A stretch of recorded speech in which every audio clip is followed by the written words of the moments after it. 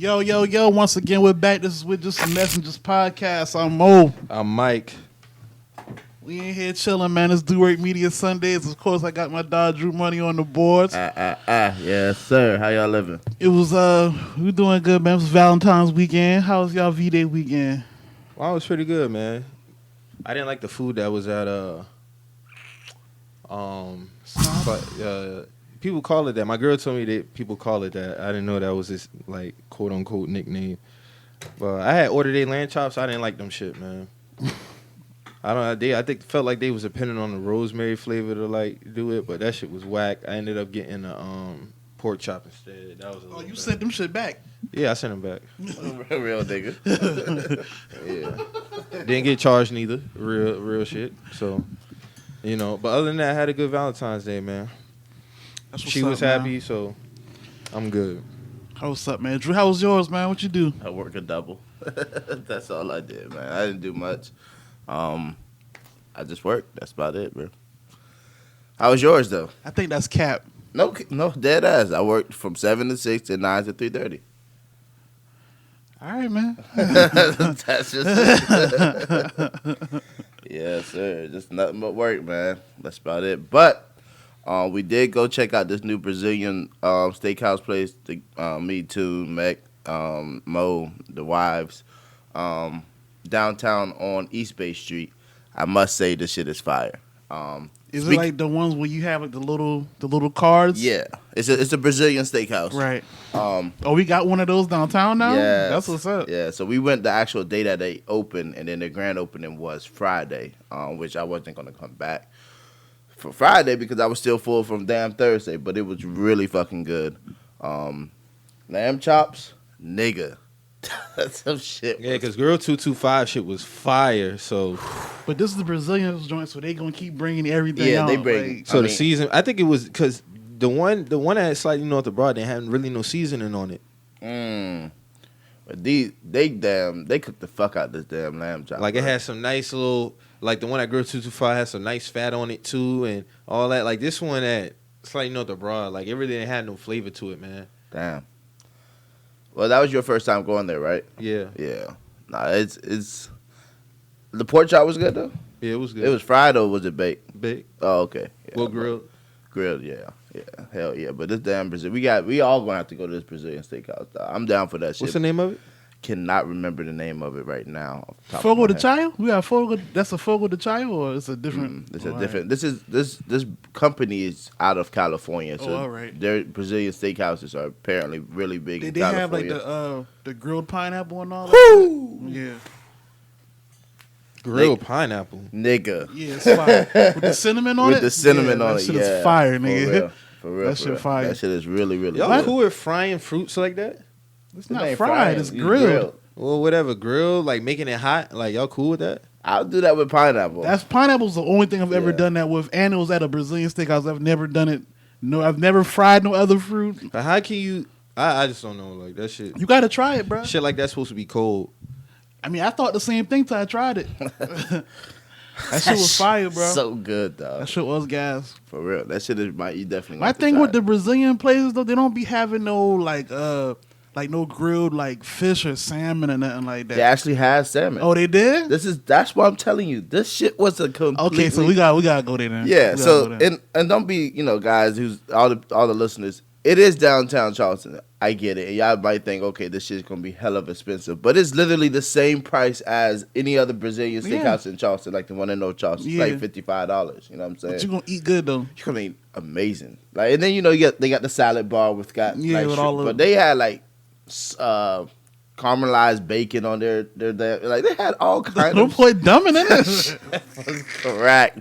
No boy dumbing in it. That shit was crack. But they also had like the spicy steak. That shit was fire. I think that was one of my favorites from there. That and the lamb chop. The lamb chop was really good. But yeah, man, that shit was I'm definitely. picky. I'm spoiled off that lamb chop I got from there. So if anybody else ain't close, I'm roasting your ass. Nigga, I'm telling you, we can go there after the show, dog. I'm down like that. I'm that down, bro. That ass. Lord, guys. Nah, but shout out to that place. I have to Did you do speed dating? Nah, I didn't do nothing. V-Day, bro. I went home. Cooked myself a good V-Day dinner. Cooked myself a dinner. And faced a couple. And went to sleep, man. We ain't celebrating no V-Day around here, man. We ain't buying these hoes nothing, bruh. Chill out, man. I just playing, bro. We ain't. No, I'm kidding. But still, we ain't doing none of that this way, man. We ain't got none of that going on, man. But shout out to everybody who celebrated they everything they had going on. Ain't nothing wrong with that. But as for me in this household, no. So, what we getting into first, man? What's good with y'all? Supposedly your twin out here. Wow. Battle rap community got to take an L for this one, man. If I'm pretty sure a lot of y'all seen Battle Rapper Trex was out here wilding on the video. What the fuck was he doing, bro? I don't know. First of all, that whole room is suspect because the room just looked like some damn, I don't know, some abandoned type shit. Niggas had an A Boogie poster on in the background. A TV. They was playing A Boogie. They was playing A Boogie on the background of the TV and shit. And this nigga looked like he was just smashing this joint, and his homeboy he's sweating. Looked like he bent out on some crack or something. I don't know. And just pouring shots in this man's mouth while he's smashing. Like Trex was driving the boat. That's what it looked like, man. That's crazy. That shit was wild. This man taking shots from his homeboy. And this man doesn't nothing but his boxers. Hey, let's talk about that though real quick. That's crazy. Like, nah, that's wild. Y'all niggas fan of that, like running train shit or being in the same room, same time as your mans while you smashing the joint? I ain't judging. I'm just asking questions. Cause to me, me personally, my opinion, I just always thought that was kind of like weirdo shit. Like I'm not smashing. I got something for you real quick. I got something for you right quick. Me and this man ain't never been butt naked in no room together with no hoes, pulling no orgy type shit or doing none of that whole ass shit you niggas out there be doing, thinking you doing some fly shit. Nigga, if you in a room naked Let's with talk, some Uncle. niggas and some broad, them niggas looking at your ass. Let's go. That shit is gay, and you need to get on some other shit. Me and this man got nothing but respect for each other. We ain't never put no train. We ain't no Let's go, pimp. We some family men. We some family men. We not doing none of that. I never got down with it. If niggas do that, that's them, that's cool. But I just never got down with that shit, man. Like, Nah. Everything that Uncle Pimp said just now, it resonates with me. Yeah, this nigga Trex is just I don't know, man. I know if he battle again, niggas is definitely gonna use that on him. So Why are niggas recording that though? Hey, but real talk though, if I'm Trex, do I even want to battle no more after the video like that leak? Like, what can you like? You can get barred up so crucially just off that. you probably could, but then it probably get overused to a certain point. Whoever he battled first, they putting his ass up there, bro. Yeah. They Then after that, it's kind of like it'll All be right. like, yeah. Just don't battle twerk first. It's just like when Mook was smoking that cigarette in between somebody's toes. Y'all remember that? Y'all remember that? He tried to say it was his wife, but them like look like some manly ass toes, bro. Hold on, man. So Yeah. this nigga hit a cigarette that was between someone's toes. Or a blunt, one of the two. Yeah, that was in between somebody's toes. Mm-hmm. Yo, what's wrong with them niggas, man? I always felt like Trex was weird. So for this one, just the way he was staring at the camera and not blinking, like the man just took the shot and was like, but that still shot do kind of look like you though. I ain't even gonna front. Hey man, Battle rappers always doing some wild shit though. Like always, like what's that nigga Daylight? They like it. Yeah, the nigga got. Didn't he take a shit on stage one time? The nigga had like Not pull his surprised. pants down on stage. It's crazy. Like for one, But he's a weirdo nigga. he though. is 100%. Like his interview. You ever see this Vlad TV interview? Yeah, all black interviews. I think I've seen every single one of his Vlad interviews because they're that funny. Like they really for are. some reason they oddly entertaining. But I'll just say this, man. Like niggas been calling me Trex since I've been like 13 years old. So that doesn't know how long that nigga been battle rapping. But I just been like, yo, like, for me, I've been getting fried up since that video came out, bro. I'm gonna just say that the man's wilding out here, man. I know whoever battle him next, you gotta take advantage of it. You just can't name him. You gotta be real witty with it. Kind of like how when what's the dude? what's the nigga name, man? T-Top. When T-Top had used that Tech 9 shit against Rum Nitty, that shit was fire. Hey, Mike, who was that? You tweeted a battle rap and Dawg used like the whole like Michael Jackson. Oh, that was K-Shine. K-Shine. Yeah, that's the greatest scheme in battle rap all time. That shit was hard as a bitch. That nigga Word. damn near used 28 Michael Jackson songs in a scheme, like a 3 minute, like probably about 2 minutes. I think that video about 2 minutes long, 2 minute scheme. That shit was crazy. Yeah, he bought his ass. That nigga said, "But you are not alone. Your niggas getting rocked with you." I was like, "Oh shit." That shit was And crazy. I'm coming with the fofo. All right, man. Oh man. Hey, man. Oh, shout out to Battle Rap too. Them boys had just got a deal with Caffeine, and Smack and Drake had collab on a deal with Caffeine to stream battles off of Caffeine now. So it's kind of like live events, but if you got the app, you'll still be able to catch them on the app. But I think that was a good deal for Smack. That advertisement bag must be different, boy. Yeah, Them ads must be different now. them shit gonna go up crazy now. I'm interested to see how the battle rap is gonna get compensated within all that. But I think that's some a of big that ad jump, though. revenue. If they stream it to us for free, they got to be getting some of that. Definitely. That ad revenue, man. And Caffeine is a new kind of like streaming service, so. Yeah, Offset do a lot of streaming with them on the gaming tip. So Okay. yeah, Offset made a big investment into the e-gaming shit. Chief Keef did a large investment a few years ago, but it went under the rug. It was kind of new back then, but it's starting to pick up some steam like within our community now. So Man, I want to listen, see more brothers dude, invest into that shit. Dog, man, these 'cause- streaming services is going like up, bro. this the whole e-gaming period. Like that's like a major market, man. And just to think, my mom used to tell me, get off that game and go outside. For real. That's what every black parent said. I could have been getting my skills. I've been on some ninja shit. Word. Word, cause that nigga getting banked. Just Hell playing yeah. the game. They used to tell us that too, but like, you're not gonna get nowhere playing video games all day. Oh yeah? Yeah, now they got a whole 2K league. They got a whole Madden league. See, now I understand when niggas really want to get mad or want to fight over some shit like that. Because if you on my team and you with that bullshit, or we fuck around, we lose a tournament on some bullshit, dog, no. Yeah. You can't have no sip-ups when you, especially if you dependent on somebody else. It can't be no, oh, my bads. My bads? No, bro, we got money on the line, nigga. What the fuck is you talking about? Hey, all them skits that be on YouTube with like girls like deleting name man create player, that shit be fake or that shit be real? So what? I know, like the first ones, those were real. Because one of the dudes, like he actually dumped his girl. Like she deleted his. He had like a 99 overall. Like he actually like was using that to get money. Like he's a streamer. She deleted that shit. He was like, man, just get out, man. And she made an update video and was like, yeah. You know, I know one nigga say, you know, I could do to you right now. He dumped me the other day. We haven't spoken in a week. I never meant to make him this mad. And I was like, oh, shit. Like, Now you ain't mean it. But you did that. All that shit was premeditated, dog. You did all those steps. like to bro delete this had shit. broke down. Like, bro would cry. He was like, man, just get out, man. Like, he just Real told him, just talk. get out, bro. Like, Real talk. he was like, I can't get this back. Like, you deleted. I can't, I can't get, I can't, like, like, that shit's dead. Like, I can't do nothing with that now. Like, That's why game systems and your girlfriend just don't need to be in the same room. oh, yeah. I've seen niggas get, like, they whole PS4s thrown in tubs of water. Like, And she was going to be gargling water that same day. gone for some salt water. But, yeah. Yeah, man. That shit get wicked, man. This females in electronics, period, man.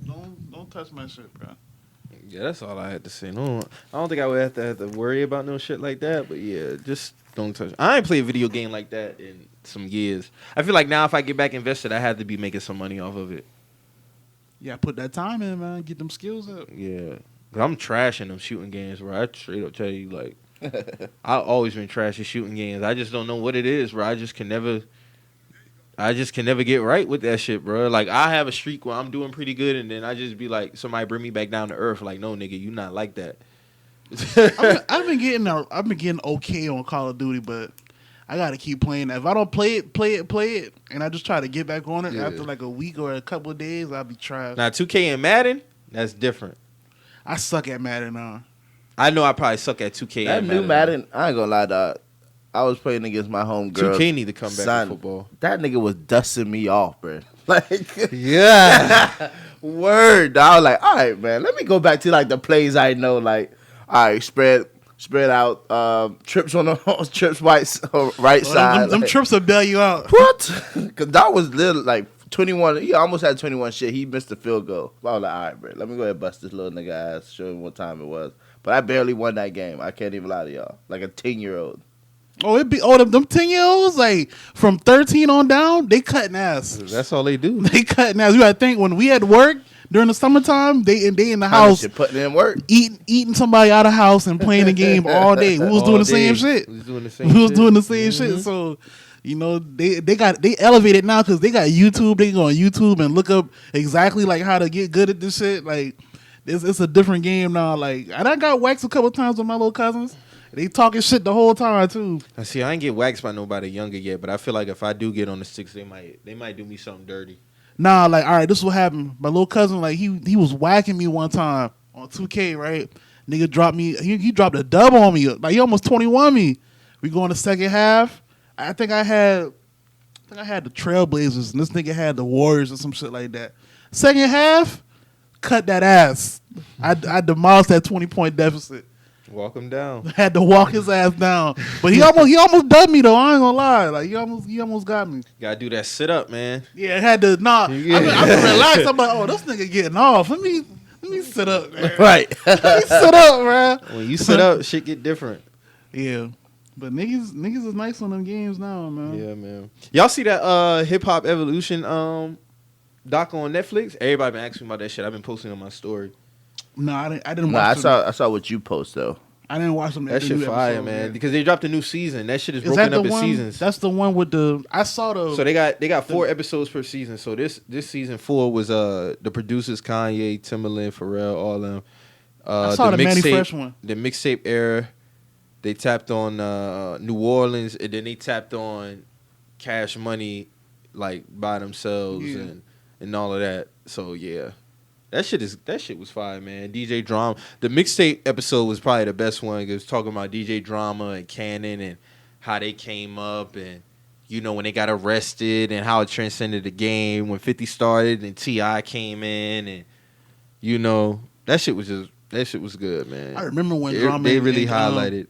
I remember when Drama and Cannon got locked up. That shit was critical, bro. Like, I was like, bro, I was 07, 08. I remember that. They locked them boys up for some mixtapes. Like, what's going on, bro? Like, I'm glad they rose above that shit, though. Yeah, because it could have got ugly. Yeah. I think right after that, he started dropping, like, all the mixtapes with Gucci and all that shit, so. You still say the best one is the one he did with Pharrell, right? That's my favorite Gangsta Grills. I think it's the best one. Then after that, You Can Place Whatever. After that, I'll probably do Trap or Die after that. What a time, man. That goddamn dedication, though, man. Yeah, that dedication was wicked when it first dropped. Woo! We talking about Weezy just come out the booth just blazing, dog. Just different time, man. Different time. Hey, man, Hov, you had to think about life, man. When that nigga touched down on your neck, man. Had to make that call. I see you, little nigga. With New Orleans, though, I remember I had asked you about this before, about, like, New Orleans really not getting, like, the recognition, like, Atlanta and New York and, like, the West Coast get, but them niggas really did. Like, Master P, just looking at his story, bro, like, this, I forgot how many albums this nigga dropped in 98 alone, dog. Like, that shit was ridiculous. What was it, like, 50 albums or something like that? No, they say it was 28. 28? 28, yeah. That's a lot of albums. That's a lot of albums, for real. Then to be under a distribution deal and you getting the bulk of your bread, like, that's a lot of albums, bro. Woo-wee.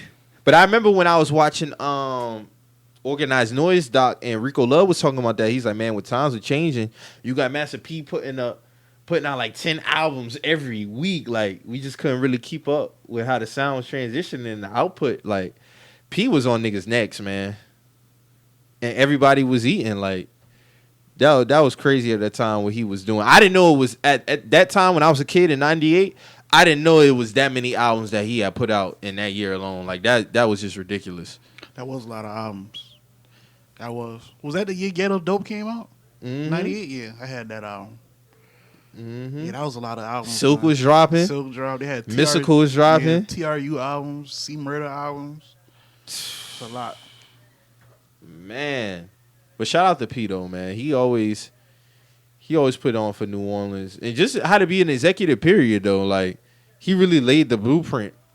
Then you had Baby and them come after them. I felt like Hot Boy should have had a longer run too. Because even when he was talking about it on the doc, like, Turk was like really probably the most underrated nigga at that time out that group. Of course, Juvie was doing his thing, but Turk, I was always kind of like a Turk fan, so Turk was nice. And then after that, it was just, other shit happened. BG, of course, BG probably had the best projects out of that whole group at that time. The best solo projects, yeah. I would say that. He had the best solo projects at that time. It was kind of like a back and forth thing with Wayne and Julie about who was second. Mm-hmm. I wouldn't argue that though. BG's my favorite rapper out of all of them. How you felt about Wayne dropping 500 Degrees? That shit was kind of. I was like, yo, like that was like 02, right? 02, 01? Yeah, that was like 01. Yeah.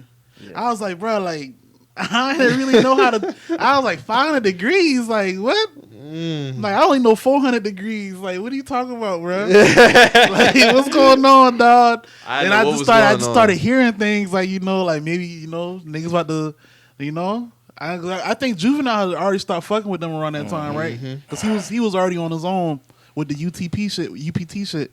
So I was like, I know, man. Like, is he dissing this nigga or? Then I remember like seeing some of the like Rap City interviews was asking like why you name it 500 degrees. He was like, we hot over here. I was like, oh okay, like is that what we doing? That shit wild, man. But it's full circle how that shit happened, like because it's like they moved on from everybody except Wayne, and then like a few years later, Wayne and Baby they beefing and. He move on from Wayne with Thug, and Thug dropped Barter 6. I'm like, bro, that's like some full circle. Yeah, that's like some full. Because he was gonna name the shit Carter 6. Yeah, he was gonna name it Carter 6. He was gonna name it that. I remember that. And I was like, bro, what? But yeah, that's funny how shit come around for real. I mean, 500 Degrees wasn't better than 400 Degrees, but no, hell no. It was a decent album to me, but I didn't. No, it wasn't better than 400 Degrees. I knew that off the first listen, but my nine is gonna ride with me. Pick up the supply with me. And that shit was fire, man. But to answer the question again, I was like, bro, like what's going on? Like, is this nigga? Then they dropped that Let 'Em Burn album, that last Hot Boys album. That was obviously like some old shit. Like I was like, yo, what is this? Like, because their first album came out what 97? Yeah, Hot Boys? Yeah. Get It How You 97? Live. That was like 97. And I was like, yo, what's going on? Like this Let 'Em Burn album was trash. I remember buying that shit from Target in West Ashley. I remember buying that shit. I was like, yo, this shit ain't even really hitting on nothing, bro. Like that's how I kind of figured out like, hey, them niggas about to break up. I mean, but technically they did last long, like longer than, no discredit to No Limit. Because how long did No Limit last? Because they had a greatest hit album that came out like 06, 05 or something like that. Them niggas P been dropping shit under No Limit since like what, 93, 94? Might have been 92. Yeah. So it's like because they came first. From 92 to about when would you say they kind of like tailed off though? Like probably like because you still had Lil Romeo run. So what would you say they maybe 02-ish? 02 is maybe 03? Yeah, somewhere around there. And what Cash Money run was because Mystical was dropping shit. I don't think he was No Limit like toward the end of that shit though. He wasn't? I don't think all them shit he did with Pharrell and shit. I don't think that was No Limit. Like that Tarantula album, I don't think that was NoLimit, bro. Damn, it wasn't? I don't think so. Probably wasn't because P wasn't on. Yeah, P wasn't on none of them songs, bro. I don't think that was right. Now Mystical first like 3, 4 that was all hours. That was all No Limit. Yeah, you might be right. They might have tailed off around 0102, but New Orleans definitely like deserves a little bit more credit than like other cities and outlets. Of course, Atlanta's always going to reign supreme because of what they did and how they still killing the game. But New Orleans probably would be right there. as far as like one of the meccas that really kicked it off. And the sound itself, like they really did have like that bounce. Cause even when Juvie first, they talk about that on Doc too. When Juvie first came out, he was kind of rap, like his rap style was completely different when he first came out. Completely different. He had like a lot of chant bass songs. Yeah, but that was the New Orleans. What Yeah, was the that name was of their that style, shit? Yeah, that was bounce. a style. Yeah, the bounce. But Because Miami crazy. had bass music, they had bounce music. You had Mia X, you had Magnolia Shorty. Like they had some people, man. They had some people for real. I didn't know Manny, like that Manny Fresh story. That shit was wild to me. Like how he, I didn't know his dad was a DJ. Yeah, I didn't know that. He's kind of destined to be what he was. Like honestly, like I didn't really know that. Like watch that. I gotta watch the rest of them, but the Manny Fresh one was a dope episode. Yeah. The Houston when they talked about Houston and their influence, because Screw got a movie that's about to come out. I Yeah. think. I didn't know Screw died in 2000, bruh. When I saw that, I was like, dog, no way that nigga died 2000. I thought that nigga died like 04, 05 or something. I'm tripping. He died way before that. Yeah, I was tripping, but for him to have the impact that he did, no more said this nigga was doing like I could be wrong, but I think this nigga said he was doing like 10,000 something tapes, bro. Like within like a 24-hour window, bro. Out the trunk. Like they said he had people pulling up to his spot, and cops used to think he was a dope dealer. And the cops would be out there, and it was just ass of cars just outside this man's house, just waiting to get a tape done. Like that's crazy. Like That man was selling 10,000 out the trunk, independent. So that mean all that money was going in his pocket every time. Every time. And he had his own store. So like you just know what was going on. Like that's crazy how he was able to just take tapes and just like slow it down and add shit and just make a profit off that shit. Like, and all he doing was just basically like chopping and screwing it up, bro. Like that shit was crazy. made his own wave. That's for everyday culture. Like, you know what I'm saying? You can't take that from them. That's dope, man. Who's the best out of Houston? Best rapper? Mm-hmm.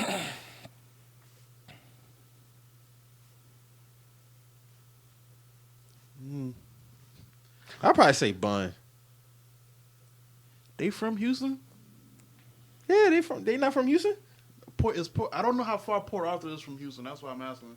I know they rep Port Arthur. I don't know exactly where that's at as far as like Texas geography goes, but I don't know. I mean, I wouldn't say that they're not from Houston. I don't know. I just don't know how. Would it be like equivalent one of those Somerville Charleston things? I'm not sure. I don't know how they get down out there. So, I mean, if they do rep Houston, that's on them. Like, I'm not arguing. I'm just saying I don't know. I always feel like the area code should be like I get it, like, you know, when people like want to be real specific, but I feel like the area code should just be like the, you know, Right. if you in the same area code, y'all from the same area. That's just how I look at it. I mean, I with the whole Somerville thing here, like I look at it, we all from the same place, but it's jokes to me. But niggas do take that shit seriously. No, some niggas take that shit serious. Be like, no, nigga, he's not from Charleston. He's from Somerville. I just be like, okay. I mean, it's the same shit. Like, it's just they on the outskirts of Charleston, but it's funny. It's funny to me. Like, I just think niggas do that because a nigga blow up and then they be like, it just depends. It Like, depends on niggas how say- big they blow up. Oh, he from Charleston. He from Charleston. But Yeah, when he was like- on the lower level, oh, he was from Somerville. like niggas say AJ Green from Charleston, but he grew up in Somerville. You know what I'm saying? So it's like it's the same shit. If a rap nigga blow up from Somerville, Y'all niggas gonna say he from Charleston. niggas gonna say he from Charleston. All the publications gonna say he from Charleston. Like, it's gonna say he's from Charleston. Somerville, South Carolina. It's But gonna say- you know what happened though? If they ask a nigga where he from and he say Somerville, then niggas would be like, oh, you ain't keeping it real. Yeah, that's what niggas are saying. This why niggas don't blow up. This why niggas Yeah, that's why niggas can't come together and all this other shit. You know what I'm saying? Niggas don't want to rep where they from for real.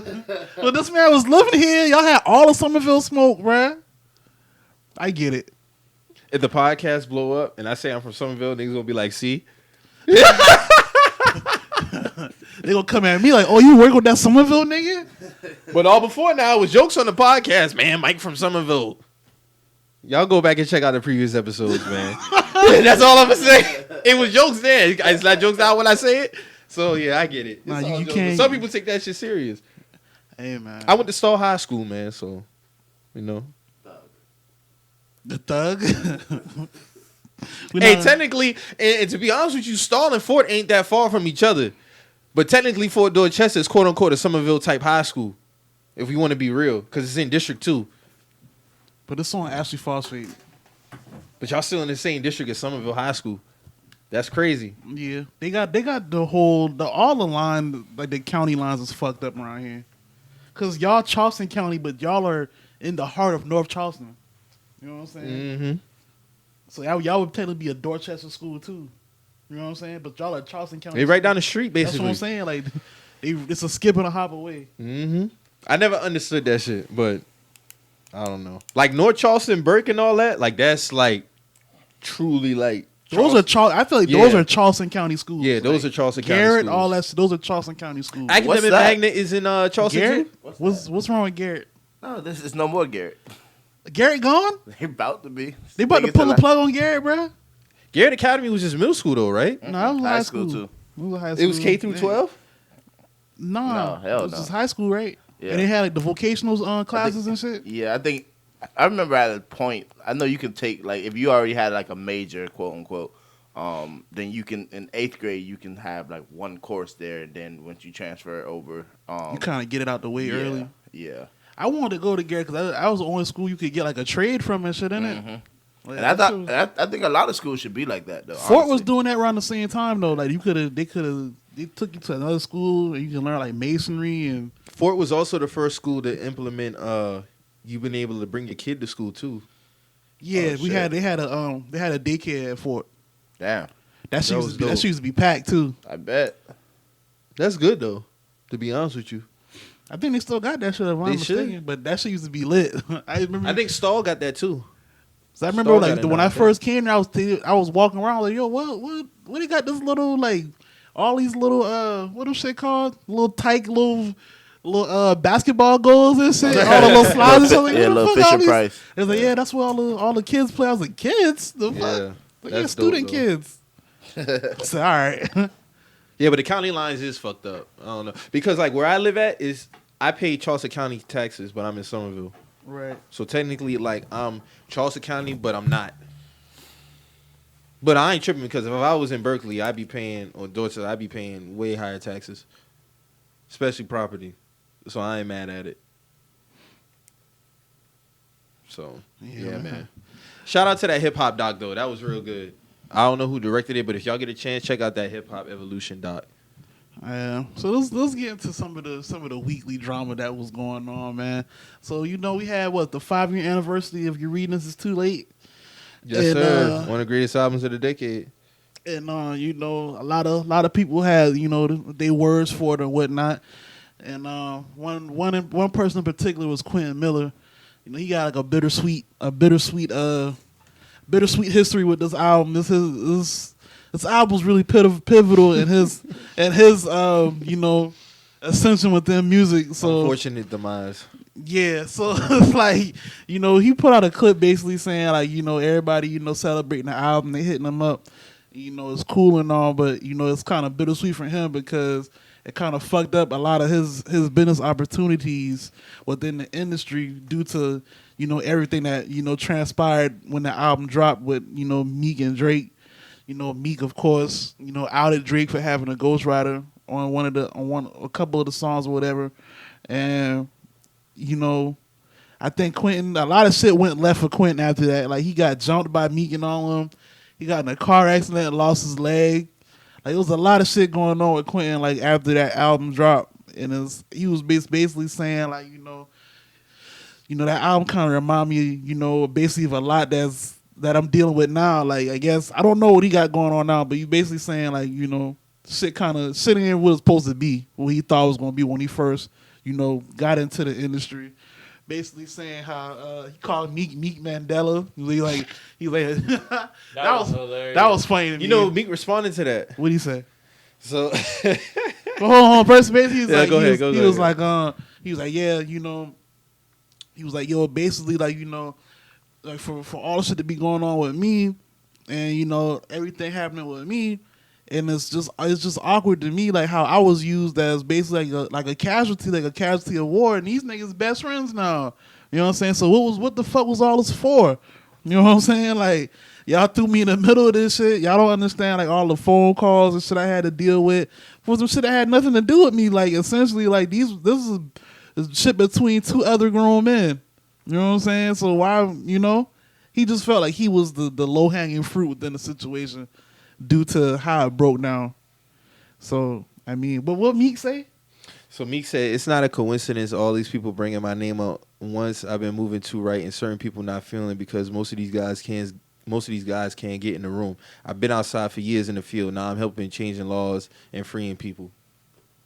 So I guess that's him. It has nothing to do with what Quentin Miller said, bruh. I mean, yeah, that definitely does have to do with what Quentin Miller said. He calling Meek Mandela, like basically acting like you on this, this new wave. That was a shot at Meek. I mean, yeah, it was. Of course it was. But what Meek, I don't feel like what Meek said correlates to what this man basically said, like, bro, like, y'all threw me in the middle of this shit. I don't really have nothing. That was your beef with that man. You know what I'm saying? For you to even get mad at me because I didn't want to work with you due to me working with this man. He said he got jumped because Meek felt he was lying. It wasn't because he wanted to work with him. Lying about what?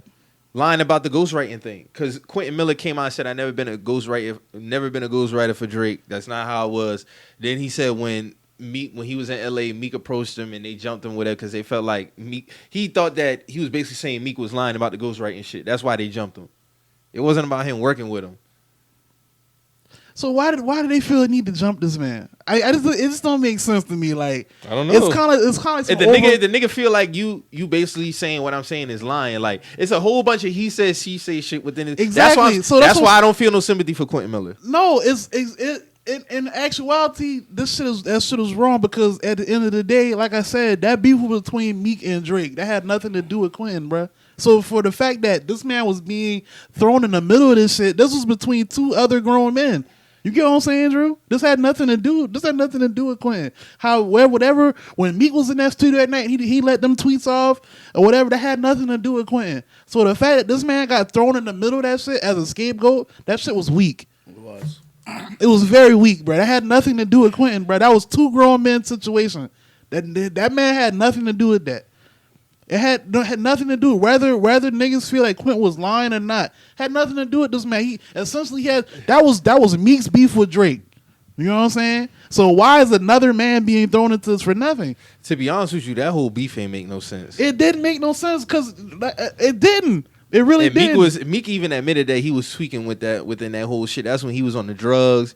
And he was wilding and all that. Like, I remember that shit like it was yesterday. That shit was crazy. So if Meek took accountability for that, then take accountability for throwing that man into that. Because he had nothing to do with that. I don't agree with what Meek was saying on the tweet. Honestly, when that whole shit went down, I wasn't cool with how that whole shit went down anyway. But this whole notion that Quentin Miller can't get work and all this other stuff. It's not is saying like, that he can't get work, but when you working with Drake, that's a different level. So now all of a sudden, when you get thrown into some shit that had nothing to do with you, so now Drake back away from you because now it looked like you can't hold water when essentially you had nothing to do with this shit. That was Meek. Meek went and got that information from wherever he got that shit from. DJ Drama's side, he got that information. No, I don't think it was about holding water. It was the fact that it was about the fact that he said he was actually writing for the man. But then Quentin came out and said, "Oh, I never been a ghostwriter for this man. We just collaborate on certain projects." With that being said, why would Drake back away from this man? Why would Meek still feel the need to have this man in the middle of him and another man's problem? I have no idea. Like that's it. It don't make sense. If you working with a nigga and another nigga say, "Oh, well, such and such told me that, oh, you've been writing my shit." Have a conversation. I don't know, because Quentin never said if they ever had a conversation in between that. If they had a conversation like, bruh, like, you telling other people that you wrote my shit and that's not what it was. But obviously, if you telling me that Quentin came out and cleaned it up, said, no, I didn't write for Drake. So why? What's and then the you problem? got Meek on the other end basically being like, oh, nigga, you trying to make it seem like I'm lying and this, that, and the third. So that's what I'm saying. It's a whole bunch of he say, she say shit. If that's the case, if this is what I'm saying, if you want to be buddy with Drake now, you should have no problem with actually sitting down. I said they need to talk. If you're such a man and can say, "Hey, I was drunk, I was out of my mind when I came at Drake," and you knew that you threw another man in there as a casualty, I agree 100%. You should have no problem with sitting down with this man and not doing the internet. I shit. agree 100%, and I feel like Quentin Miller need to talk to both of them niggas. To be honest with you, I mean, not putting obviously, out we don't know no video and none of this. We other don't shit. know. Obviously, we don't know what Quentin Miller been going through as far as like trying to get in contact with. He probably can't. So like we don't know that. Maybe this video was the last resort. We don't know that. That nigga specifically chose to talk about this video. I mean, put out this video on the anniversary day. Like, it's funny to me. It's just funny to me. It's funny to me. It's like, how is this funny? Niggas probably hitting this nigga up all day. You probably, yo, every time this, we hear from this nigga publicly, it's about this fucking album, bruh. It's never about his music that he come out. And niggas is funny because then niggas want to make up this whole, pull out this whole sympathy card like they been fucking with this man. I ain't never hear niggas talk about a Quentin Miller project unless if you're reading this is too late it's coming out. Then niggas posting all these damn screenshots of his album. Oh, this shit still hit. Nigga, you just downloaded that shit. Nah, I can't say that because I've been hearing about bro before he started working with Drake. Mo, I never heard you talk about a Quentin Just Miller because project. I haven't talked to you. That don't see now. No, now not me. We going Period. left now. We going left. It Period. Don't even. It don't Fam, even. I never heard you talk about a Quentin Miller It's project. a lot of artists that I've never talked to you about, but if something happens to them now, but oh yeah, I've been fucking with bro. Your point is irrelevant right now. What I'm saying is, it just because you haven't heard nobody talk about them, that don't mean niggas haven't been listening to them, bro. That's an irrelevant point. That has nothing to do with what we talking about. The point is, like, I would if I'm Quentin Miller, I can't really fault bro for feeling no way about this shit because obviously the man's been wronged at some point. This man got thrown into a beef of two other grown men that should have been able to handle this shit on their own. Like that's inexcusable. If I've been thrown in another two grown men, I'm not even affiliated with none of these niggas groups or nothing. I'm feeling a way about that shit. And now these niggas is best friends going to games together. Then and go shit. holler at them niggas. We don't know. We don't know if this nigga's been trying to do that. Like I can't say that unless we see that. I can't say that unless I've seen he's been trying to get in contact with these niggas. I can't say that he hasn't been trying to do that. That's all I'm saying. Like that's just inexcusable, man. So if you can muster up enough strength to get on stage with this nigga and hug him up and say, "Oh yeah, I was on perks when I dissed you," you can say the same shit for this unknown nigga too. And I feel like Quentin Miller can do the same thing instead of putting out this video. Like when 10 years come, is he gonna do another video? Like that's what I just say. It's just funny to me. Like he picked this day out of all days to like. I don't think that should matter. Honestly, put out this video. You would have said. I feel you would have said the same thing if he dropped this shit next week without it being on the anniversary. Like I don't think it should have mattered. That point shouldn't matter, bro. The fact that he still has a right to feel how he feel about this shit. Yeah, how many times are you going to talk about the same thing over and over again? Just like when he got on Everyday Struggle, was talking about the same thing over and over again. If niggas are constantly coming to you to shit, what are you going to do? If niggas always approaching you about the shit, especially ironically on the day that the album dropped, what are you going to do? Nobody asked Quentin Miller to put out that video. He chose to put it out. I'm not saying he don't have a right to put it out. I'm just saying, like, how many times? What are you going to do? What are you going to do? On Everyday Struggle, he was asked. Yeah, but at this point now, nobody asked him to put out this video. So what? So would you not? I leave it alone and wipe my clan. Wipe. Come on, man. Putting out the same like bullet points about the same thing, man. Like I'm not gonna continuously put out or talk about the same thing over and over again. That's just me. Talk about your music, bruh. And that whole dissertation, he didn't talk about none of his music. Hey, go stream this, go stream that. Let's hear about your music. Obviously, you got fans, niggas posting your albums and shit like that. Like, you know, let's talk about your music, man. Somehow you still putting out music. You still have access to record all these projects and stuff like that. Like, that's why I can't really get with the whole, you know, working with other people thing. Like, I just can't get with that. If something stick, I'm pretty sure somebody will holler at him. I think it's different when you're working with the top rapper and you've written reference tracks for the top rapper at the time, and now you can't get in that same type of tier no more. Obviously, it's going to be a difference in the paychecks, bro. Like, I don't think this is a hard concept, but it is what it is at this point. I feel you. I just feel like he need to hit up them niggas. If he feel like he don't want to, I feel like with the Meek shot, he wouldn't feel a need to reconcile anything on his end. But him and Drake, Honestly, I mean, if I'm Quentin- Drake hash if I'm- up shit with everybody else. Yeah, I don't see why I he feel wouldn't like hash up shit with If I'm Quentin. Quentin, bro, fuck me. If I'm Quentin, you know what I'm saying? Like I want them niggas already done had, odds with each other. It got physical, so I wouldn't even really care to talk to this nigga. Like, so the Meek Mandela comment, that shit ain't really affect me. I don't think them two would ever talk anyway. And I'm not saying Meek is right for jumping Quentin or none of that shit. I'm not saying that, but I can understand why Meek would feel some type of way if he feel like he's telling the truth. But at the same It's time, for like, nigga, you coming out and you saying, oh, no, now you ain't telling me. That's no different from be like, so you ask somebody a question, be like, so you ain't tell me this such and such last week. No, I ain't say that. I'd be like, all right. That's cool enough, but even Meek said he been wilding back then. He wasn't even in his right mind back then. So who to say this nigga ain't been tripping then either? So then That's the whole all I'm ghost, saying. if that's the case, then the whole ghostwriting shit is bullshit. Then. That's all I'm saying. I mean, obviously it was not. If we actually have reference tracks, so it's not bullshit. It's some weight to it. But at the end of the day, who was Meek's? Who was Meek's? That wasn't that. At the end of the day, that wasn't Meek's place to put Quentin Miller in the middle of that shit. If you want to expose that, that's cool. But that wasn't your place to say, oh, and it was Quentin Miller that did this. That wasn't your place to do that, my nigga. Now you place this man in a situation that he had nothing to do with, all because this man didn't tweet your fucking album. That's all the shit is about. A fucking tweet of an album. And now y'all fucking best friends. So It wasn't about a tweet of an album. This man, what was He those said, tweets? no, he was on the radio and he said, don't ask, no, he was on Twitter and they was like, oh, don't ask me about Drake. He don't write his own rhymes. Boom, that was But it. what was the tweets leading up to that? It'd be funny. When he was saying something about niggas not supporting niggas, I be always showing niggas love. Niggas think they better. I think somebody specifically asked him about that. But it what- wasn't about him not tweeting the that album. series of tweets that when Meek was pull up the tweeting that shit, the timeline. nigga was like, "Hey, niggas don't be tweeting my shit" or something like that, something along them lines, bro. I remember this thing. I was like, "Oh, what? This is going. It's going up." And now these niggas cool. For what was this shit about? I think it was, to be honest with you, I think it was deeper than that. What was it? I think it could have been over Nicki. That's just my opinion. That's lame too.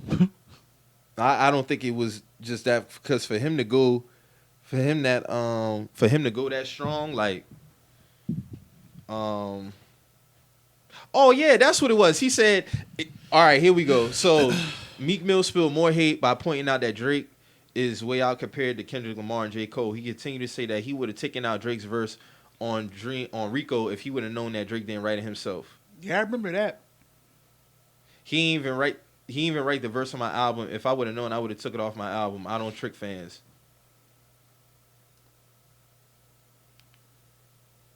Yep. And then they try to drag Ross into it because Ross was like Drake over Meek, and then he had to delete the tweet or some crazy shit. Yeah, that everybody, Boy Wonder got into it. That shit just had spiraled from that point because he was talking about his album. It wasn't about him not specifically not sharing it. He was just going off on a tangent about some other shit, and everybody was asking like, where the fuck is this shit coming from? Because it just came out the blue out of nowhere. Like, damn, like, where's the animosity towards Drake coming from? You just automatically just say, oh, if I would have found out he ain't write the verse on my album, I wouldn't have put this shit on there. Like, Man, Meek been on them perk 10s. Meek ain't nothing but 130 soaking wet. Them perks been whooping his ass that night. That nigga had to release that tension on somebody. yeah, but if I'm Quentin, I wouldn't feel no type of way to reconcile shit with Drake. Drake been cleaning up shit with everybody else. I don't see why he wouldn't reconcile shit with him on I don't, that. cause if I'm Quentin, my beef not with Drake. I would probably feel a way to if he just stopped fucking with me. Like I was like, damn dog, like I don't really have nothing to do with this shit. Like I didn't leak that info. That Meek went and got that info on his own, man. So how did Drama end up in all this? Because he Drama- brought up Drama too. Because That's what I'm saying. This shit was deeper than rap. Because Quentin Miller was signed to Drama at the time. He was doing a lot of work out of his studio. Like he was one of his artists. He was doing ghostwriting for a lot of people out of his studio. That's how he got the reference track from Drama's studio. You know what I'm saying? Mm-hmm. Like all of this shit, all that shit intertwined, bro. Like all them I reference think that tracks. shit was. I think all that shit stemmed from some female bullshit. To be honest with you, because I remember them mentioning Summer Walker within that whole spiel, and I could be wrong. I don't know. I remember just Summer hearing. Walker. Yeah, because you remember how they say Drake like to take shots at certain people when they dealing with a certain Oh, female. and that Summer Walker is you talking about Drama Girl. at the Yeah. time. It was. I don't think her name's Summer Walker. Yeah. Oh, yeah, shit. there's 2 Summer Walkers. She actually sing too. Not the Summer Walker that had the crazy album, y'all. I'm talking about Summer Walker Drama Girlfriend. Was Many of y'all might not know who I'm talking about. No, Some of y'all I know will. what you're talking about, but yeah, we was talking. Yeah, I remember we talked. That about was around that same time we too. talked about that. Yeah, we did talk about that. Yeah, you're right. Because Drama kind of inserted himself into that shit too. But he was kind of inserted to that shit by me, due to the fact that he got the reference tracks from Drama's studio.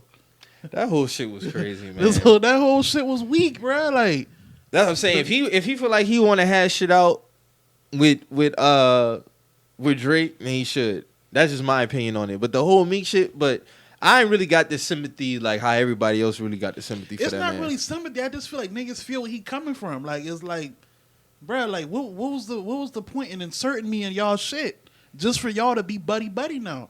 Like y'all fucked up what I had going on just for y'all to be cool again. You know what I'm saying? Mm-hmm. That's all. I don't really feel like it's sympathy, bro. It's just understanding where this nigga coming from. Like, I don't feel sympathy for the nigga neither, but I understand him. You know what I'm saying? That's the second time that done happened between somebody inserted. So like with Nicki Minaj, it's the same thing. What do you mean with Nicki? Because they cool now. Nicki and Drake? No, Drake and Meek. And now Nicki really hasn't really been talking to Drake, and she got her situation with Meek. You know what I'm saying? It's always that same thing. So like, but see, that's why I do think that shit was kind of Nicki, because Drake wasn't really even talking about Meek on back to back. It was more his situation with his girl. Like it had to have been some shit with Nicki, bro. Like that was more like a play on words. But the whole song really wasn't even talking about Meek. No, it was. It was. Man, is that your girl's tour or your world That's tour? one line.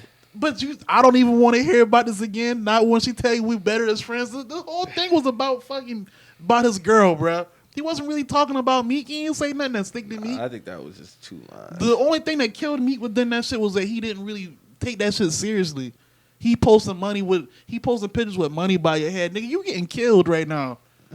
Like that's what hurt me. I'm like, bro, you come from this shit. You come from battle rapping. You come from rapping in a crowd of 50 niggas deep, and you getting washed like this. Yeah, because when he came back with his second disc, that shit was just a waste. That shit was a waste. Nobody cared about that shit. A lot of beats really didn't make no sense at the end of the day, because that's what I'm saying. Like when you really start to boil down to it, like you had some real beefs, and then you had some like Jadakiss and Means had real beef.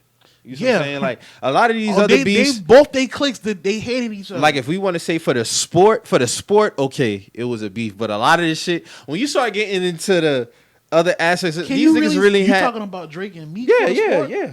Was that really for the sport of one nigga? It was for the sport. One nigga, I don't feel like he still rapped though. He still rapped, but he didn't take that shit seriously at all. Cameron and Mace was for the sport. Yeah. They both dropped equal amount of tracks, and they did their thing. Right. And when you start, that's why, like, if you become, and I'm not saying that you can't become cool again with another nigga. I never say that. It's nothing wrong with that. You see what I'm saying? There's nothing wrong with that. So, like, when I just feel like he really do got a lot of animosity towards Meek, more so Drake in the situation. And if that's the case, I feel I'll holler at the nigga. If not, then cool. I do get it though. Like I agree with you. It is animosity towards Meek. I get it though. Cause like nigga, to be honest, if I'm Quentin Miller, I'm hollering at Drake. But like, hey, bro, what was all this shit for? If y'all niggas gonna be cool again, right? Fuck Meek in the situation. And you not even working with me no more. Like that shit kind of got me looking crazy. Like yeah, but you know that nigga Drake, he finicky when it comes to shit like niggas that. Don't ask. Niggas ask about everything else. When Drake talk about like that whole situation, they've asked him about everything besides the Quentin Miller shit. I've never seen him speak on Quentin Miller. Has he? If he has, I'm lost.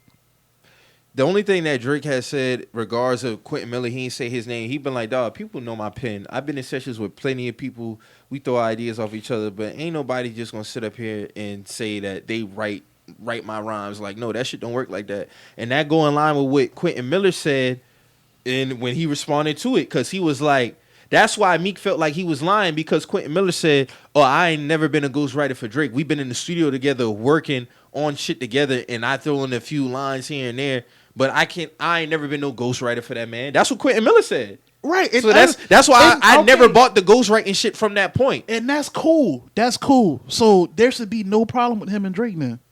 I agree. That's why I said I would holler at him. But I can understand why Drake would be a little bit hesitant because this nigga saying one thing and now you saying this. So I don't know what you could have told him. Bet. So I don't know what you could have told him. You So, could have straight up alright, told that man you've been writing this my what rhymes. needs to happen then. This what needs to happen. if Drake is the ambassador of rap right now. So you know what? Hold on, before you finish. That goes in the line like whose word I'm going to trust over whose. So you gonna trust a nigga that? It depends on the situation, bruh. So Meek's more trustworthy Because than like you said, he went and started working with Drama. Right? He was his artist. He was been his working artist. with Drama. He been working before. That's what I'm saying. This man been had situations with Drama before the Meek and Drake then Meek also at the time, and that's why I say there's other variables thrown into it that we probably don't know about. That's really just up in the air. Where this shit really stem from? Because Meek and Drake collaborated on a lot of shit before then. Yeah. They like Amen was a big record. He done been on some of his shit. So I don't know. And arguably to me, Dreams Worth More Than Money. That was a good album. Yeah, that was probably his best. A lot of bullshit. Yeah, that was probably his best project. Rico was a fire ass song. Dreams Worth More Than Money was a very, very, very good album, but it just got overshadowed by a lot of bullshit. So with that whole Quentin Miller thing, even if he was, it just boils down to like, you know what? I don't know how you moving. So yeah, I might separate from you. Cause Drake ain't never came out and was no malice towards. He wasn't jumping Quentin Miller. That was Meek. Exactly. So that's what I'm him. saying. It should be no problem with Drake still working with Quentin, but Quentin till this day still say he ain't got no ill will towards that man. So that's what I'm saying. If Drake the ambassador of rap, I'm sitting to both of them niggas down, and we just gotta hash this shit out. Like, there's no reason why Quentin should still feel like he's been slighted. It's 5 years now. Yeah, it's been 5 years. And I remember when that shit dropped, that shit was crazy. Like, it was a surprise drop. And you and the nigga that supposedly had beef are like, y'all cool now. You know what I'm saying? Y'all come on stage with each other now. Like, y'all go to games together. Like, y'all are cool. Mm-hmm. So this shit it's over and done with. You feel me? That's what I'm saying. Like, when we look over the scale of rap history, like, ain't really been like no real beef. There's only been like a few that was like some real beef. Like, John 50 ain't really had beef. 50 was just fucking with that nigga. Nah, they had it was more like who Ja was affiliated with. That was the beef. That was 50 beef with everybody. That was no, but see the thing is, Ja was affiliated with niggas that he had beef with for real, like real street beef. Mm-hmm. So instead, he came at Ja and them just based off association. Just like with Joe Budden and Drake, them niggas ain't really had no beef, bro. What was that shit over? That shit was over his opinion on views, man. And then when Drake dropped 4 p.m. in Cali, that's why I say, for me, I chalk it up to being the quote-unquote Joe Budden diss. That's why I asked niggas the other day, I'm like, what, out of them songs that Joe Budden dropped, what, any of them songs is better than 4 p.m. in Calabasas? I had a few niggas tell me, I didn't even know he dropped no songs. And some niggas was like, nah.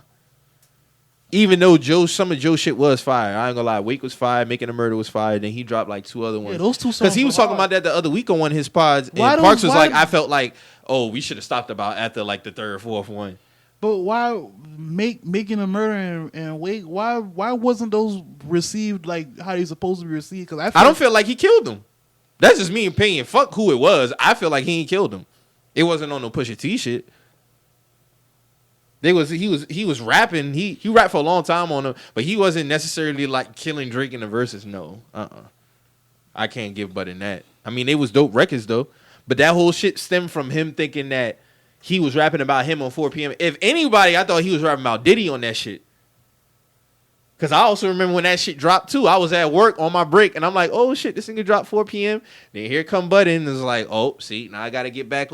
I was like, bro, I don't even feel like this nigga was talking about you on the song. But he did take a shot at him on No Shopping with French Montana.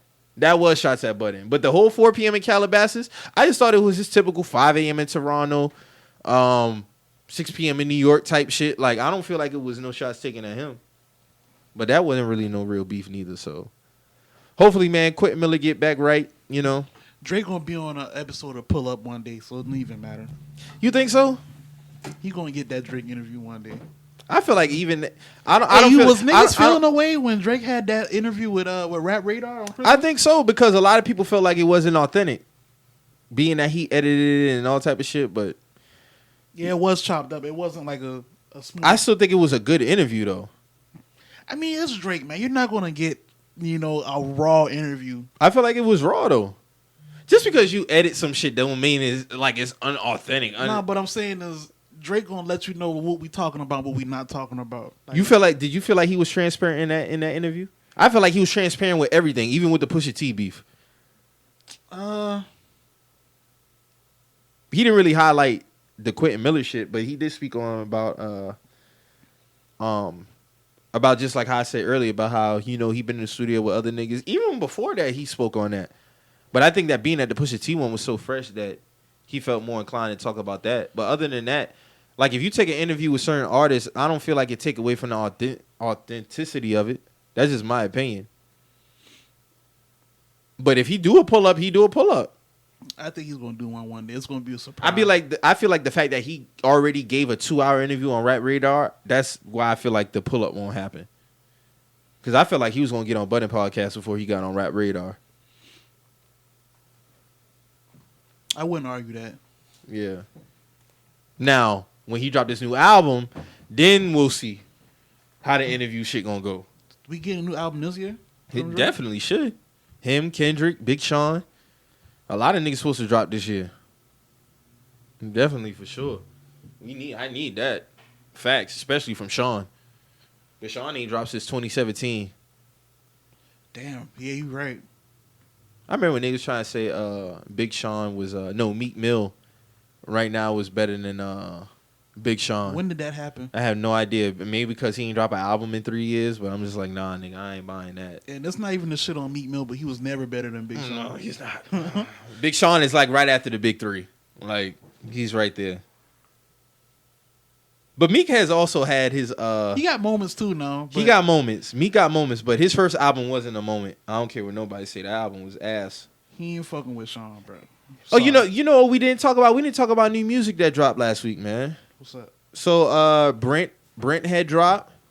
He dropped his project. Meek Mill dropped the record with Justin Timberlake. Yo Gotti did. Yo Gotti did. That shit was actually kind of hard. I fucked with that. Nicki dropped a track that was actually kind of dope, man. I ain't gonna lie. I heard some people giving her flack for the Rosa Parks line, but I was like, nah, we not about to do that. Nah, Outkast got a whole song called Rosa Parks, man. Yeah. We're not talking about that. What we doing, man? Yeah, so now y'all just picking at this girl now. Yeah. But that song was fire though. I listened to it. That song was kind of dope. Yeah, her song was kind of dope. Yeah, but see, that's what I need more of, man. Just stay in that pocket. Yeah, man. Do your thing. You a good rapper, Nicki. I don't want to hear about Nicki for no other shit. I want to hear about Nicki for her great rap abilities. That's what I want to hear about. Did you see the top 50 female rappers list? Yeah, I did see that.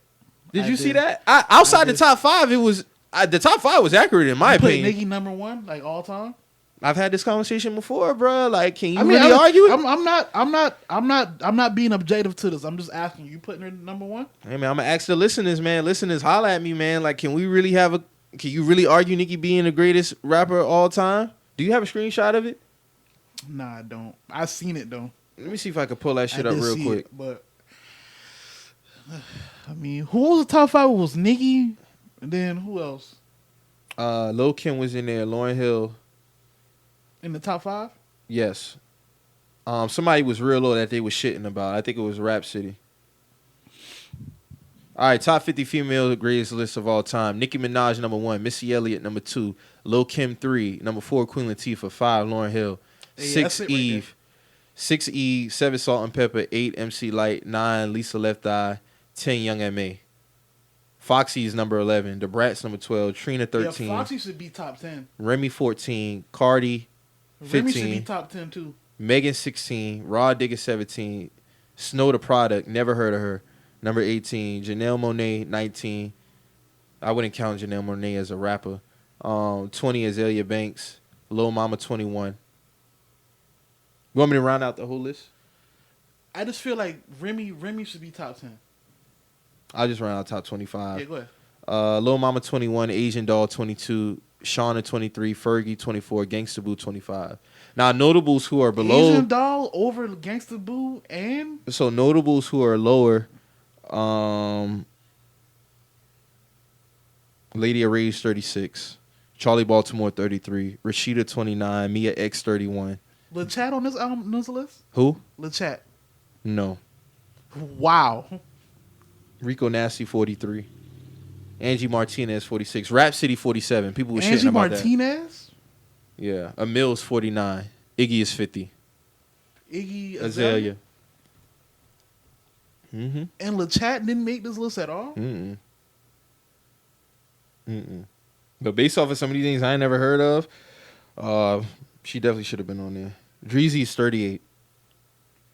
How you got Asian Doll over? Who was she over? Asian Doll is over Shauna, Fergie, Gangsta Boo, Iggy Azalea, Kaya, Rhapsody, Angie Martinez, Mia X, Moni Love, That's crazy. Rashida, Dej Loaf. I put Dej Loaf ahead of Asian Doll. She kind of fall into that. I don't know. But the top 5, we talk about the top 10. So Nicki number 1, Missy Elliott 2, Lil Kim 3, Queen Latifah 4, Lauryn Hill 5, Eve 6, Salt and Pepper 7, MC Lyte 8, 9, Lisa Left Eye, 10, Young M.A. I'm not putting Young M.A. top 10. Based off what? Why wouldn't she be top? I'm just asking. She hasn't done enough work. She ain't got enough work out. No. Now, not off her claim to fame to be one song. No.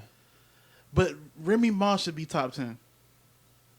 I'll put her probably right at 10. I'll put her right at 10. She's 9 top, to 10. It don't matter. She's top 10. Yeah, I agree. Yeah, I put her right at 9 and 10.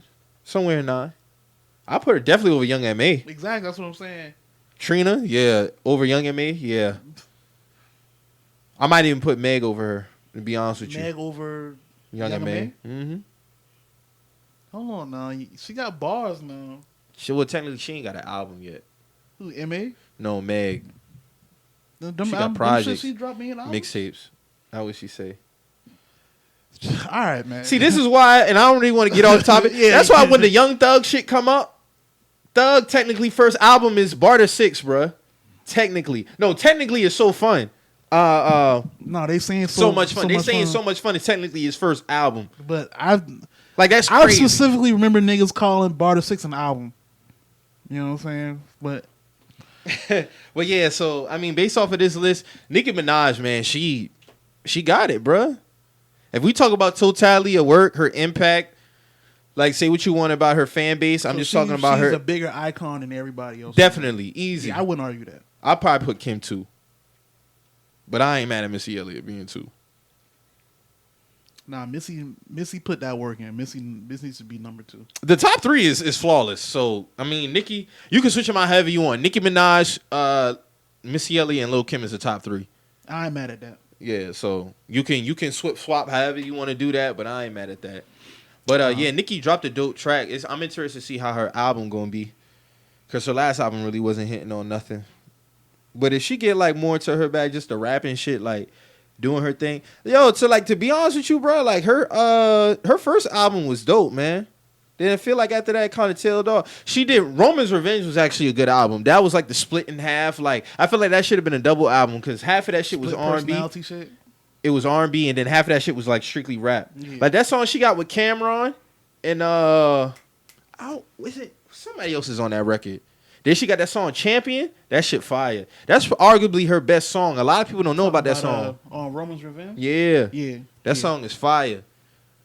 So she dropped and Brent is a dope nigga, man. Shout out to that nigga, man. I pay that album straight through, no skips, man. That album fire. Yeah, Brent nasty with it, man. Brent nice with it. I always say he kind of give me like a John B type vibe. What, like his tone? Mm-hmm. I wouldn't argue that. Mm-hmm. It's a dope nigga, man. It's a lot of some. I feel like he kind of stand out as far as like his sound and his vocals when it kind of R&B, because he kind of give you like that 90s feel to me. You know what I'm saying? He got that flavor. Yeah, he definitely got that. Yo Gotti, I'm missing somebody else. It was another album that dropped too. You right. That Meek Mill, Justin Timberlake, not feeling it, fam. Yeah. Even when I first heard it, I didn't want to fall into the don't judge a book by its cover. But I really wasn't trying to hear that shit when I saw the collaboration. I'm like, bro, I'm not trying to hear no Meek Mill and Justin Timberlake. And when I heard it, I was like, nah, get it out of here. How you feel about Justin Timberlake, like, overall? Like, you fuck with Justin Timberlake, bro? 2003, definitely. The album was fire. With that, what album 2003? The one with Timberland. That was like 2006, 2007. No. The 2020 experience? That's Future Love, Sex Sound. That was 06. That's the one with T.I. 2002 was the one he had. When did the 2020 experience come out? You talking about the album with Sexy Back on it and all that? I'm bringing Sexy Back. I think that was the one on 02. No, Sexy Back was like right before I graduated. That couldn't have been. No way. Let me look at this nigga discography, man. If Sexy Back came out in 02, I'm tripping. Justified was 02. Future Sex Love Sounds was 06. 2020 was 2013. Oh, okay. That had that's the album that had Suit and Tie. Suit and Tie, Mirrors, Tunnel Vision. Yeah. Okay, so Future, what was it? Future Sex Love Sound had that shit Sexy right Back. Yeah, that was Sexy right Back. there. My Love with T.I. That song was fire. Yeah. But 02, Justified, that shit was fire. That's the one heavily collab with produced by Neptunes and Timberland. That was Like I Love You, Cry Me a River, Rock Your Body. That was a song that was like the leading single. That shit was fire. Wasn't In the Time on that album with Beyonce? I had to say that was 06. That's on Future Sex Love Songs? Had to been, because I don't think he was collabing with Beyonce at that time. What was the name of the song? In the Time? Wasn't that on her album? I don't know who album was on, actually. I just know they collabed on that song. Let me see. Damn, bro, I forgot about that song now that you think about it. No, I don't see it on there. Yeah, man. Shout out Justin Timberlake, man. No, but get that shit out of here with Meek, though.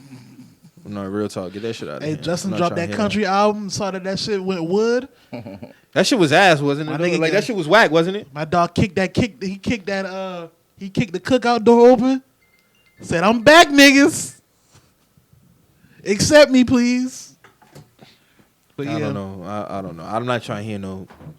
I don't want Meek to try to fall into that. It's certain artists who can pull off songs like that. I don't feel like that's his pocket. I didn't listen to the song. Was it like on some? Was it like what was the song? Okay, like? if I can give a.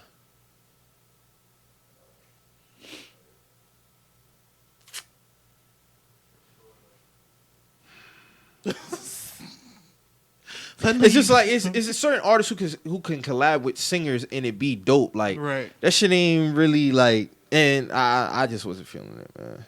What was he talking about? Was it like some inspirational shit or something? Like what? Was he trying to kick knowledge? Kind of, sort of, man. Like I don't know. I ain't really fucking with it. I feel it. I ain't fucking with it neither. That's why I ain't listening. Oh yeah, but that Beyonce record was on Future Sex Love Sound. Right. Yeah. Yeah, that album was actually fire though. Yeah, it was. I fuck with that T.I. record though. That shit was fire. My Love. Yeah, that song was hard too. Anybody else drop some new shit? That Life Is Good remix is ass, man. Why you don't like it? It was just whack. What was whack? I didn't like none of the verses. I felt like it didn't need a remix. Future probably had the worst verse on the song. I agree. It didn't need a remix. Baby and Lil Baby was okay. I feel like they walked on that shit. I agree. I didn't do Future verse was ass. Though. We didn't need a remix to that. Future verse was whack. Like that's just being real. You can say, as somebody said, "Oh, because Drake wasn't on it." I didn't like What a Time to Be Alive, so it had nothing to do with Drake not being on the song. Like I just didn't like it. Like it was whack. I didn't think we needed a remix to that song. Like the most accurate stat, like that had got when they put up Shaq's stat line for one night when he had like 28 and 24, and then they posted like Tony Snell where he had 0 anything for 28 minutes. Yeah, that was Future on that.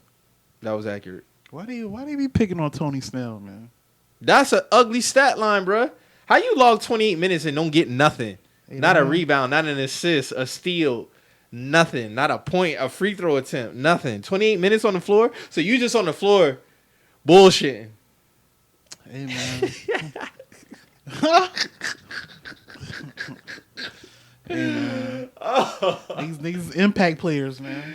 But yeah, I feel like an album might come. If they don't drop an album, I'd be cool with that too. But if these niggas dropping songs like that, Didn't they drop that Desire song together? Did you like that song? That was last week. oh, that shit fire. Future killed that bitch. Yeah, he did. Future got busy on that. Lori got him all hemmed up. That's what we forgot about Desire. Yeah, Desire. Desire was a fire track. Yeah. I should have put you where somebody couldn't find you, man. Huh? Future was talking on that bitch, bruh. You say Lori got him feeling away? Nah, that was just a little alley for the ladies because I know they like to. I know they like to use It's a that. victory. Yeah, it's a victory for them. You know, she posted a little story the other day for Valentine's Day. You know, he had all the flowers and all that stuff. So you know. But then were we just talking about how they say Future do the same thing for all his girls? Basically the same thing, right? But that got all the applause in the world. They got all the Hey, eye I mean, all emojis and I'm that. saying is y'all saying this nigga do the same thing. Obviously, y'all like that shit, so it don't even matter, right? He doing the same thing. All he do. Yo, is, I don't want to be that guy, but what's happening to all them roses, man? What's happening to all them roses? Them I'm shit gonna- don't last long, bro. Not gonna lie, I did that before, so I made sure I got fake rose petals. But You feel like you get where I'm going with? Yeah, Like you feel me on that? it's a waste. I feel like the flowers thing is kind of like a waste because they really don't last long. I'd rather get something that, you know, could be useful or can last a little bit longer. That's just me. I ain't got no problem buying flowers, but when it come to like doing the whole rose petal shit, I'll definitely get a edible arrangement. Gotta be biodegradable. yeah, I'm getting them fake petals, bro. I feel you. And my girl, she like edible, so, you know, edible arrangement, so I fuck with that. So yeah, man. How you feel? Yeah, about shout out to Desires though. That was a fire track. Yeah, that was fire. How you feel about the comedy roast for the All Star? Shout out to JB Smooth, man. JB Smooth probably had the best roasting session. Gary Payton reading shit off the telephone. I didn't know that. Like He but said it toward the end. He was like, man, because he was. I must have missed that part. Nah, that shit had me crying when he said that. So he was like, man, y'all got me reading the corny jokes off the teleprompter. he looked around. I was like, oh shit, this is that. Wait, man, that exposed. Hey, I've been crying when he said that. So because he squinted and all. He was like, man, I'm reading the corny jokes, must be. And everybody started laughing. Like, that shit was funny when he said that shit though. But yeah, he had this man reading his jokes off a teleprompter, bro. But shout out to JB Smooth. Tiffany Haddish, get her out of here. Her only funny joke was when she introduced Gary Payton. She said something. What'd she say? No, that was funny. She That said was something about funny. his breath. What'd she say? You remember?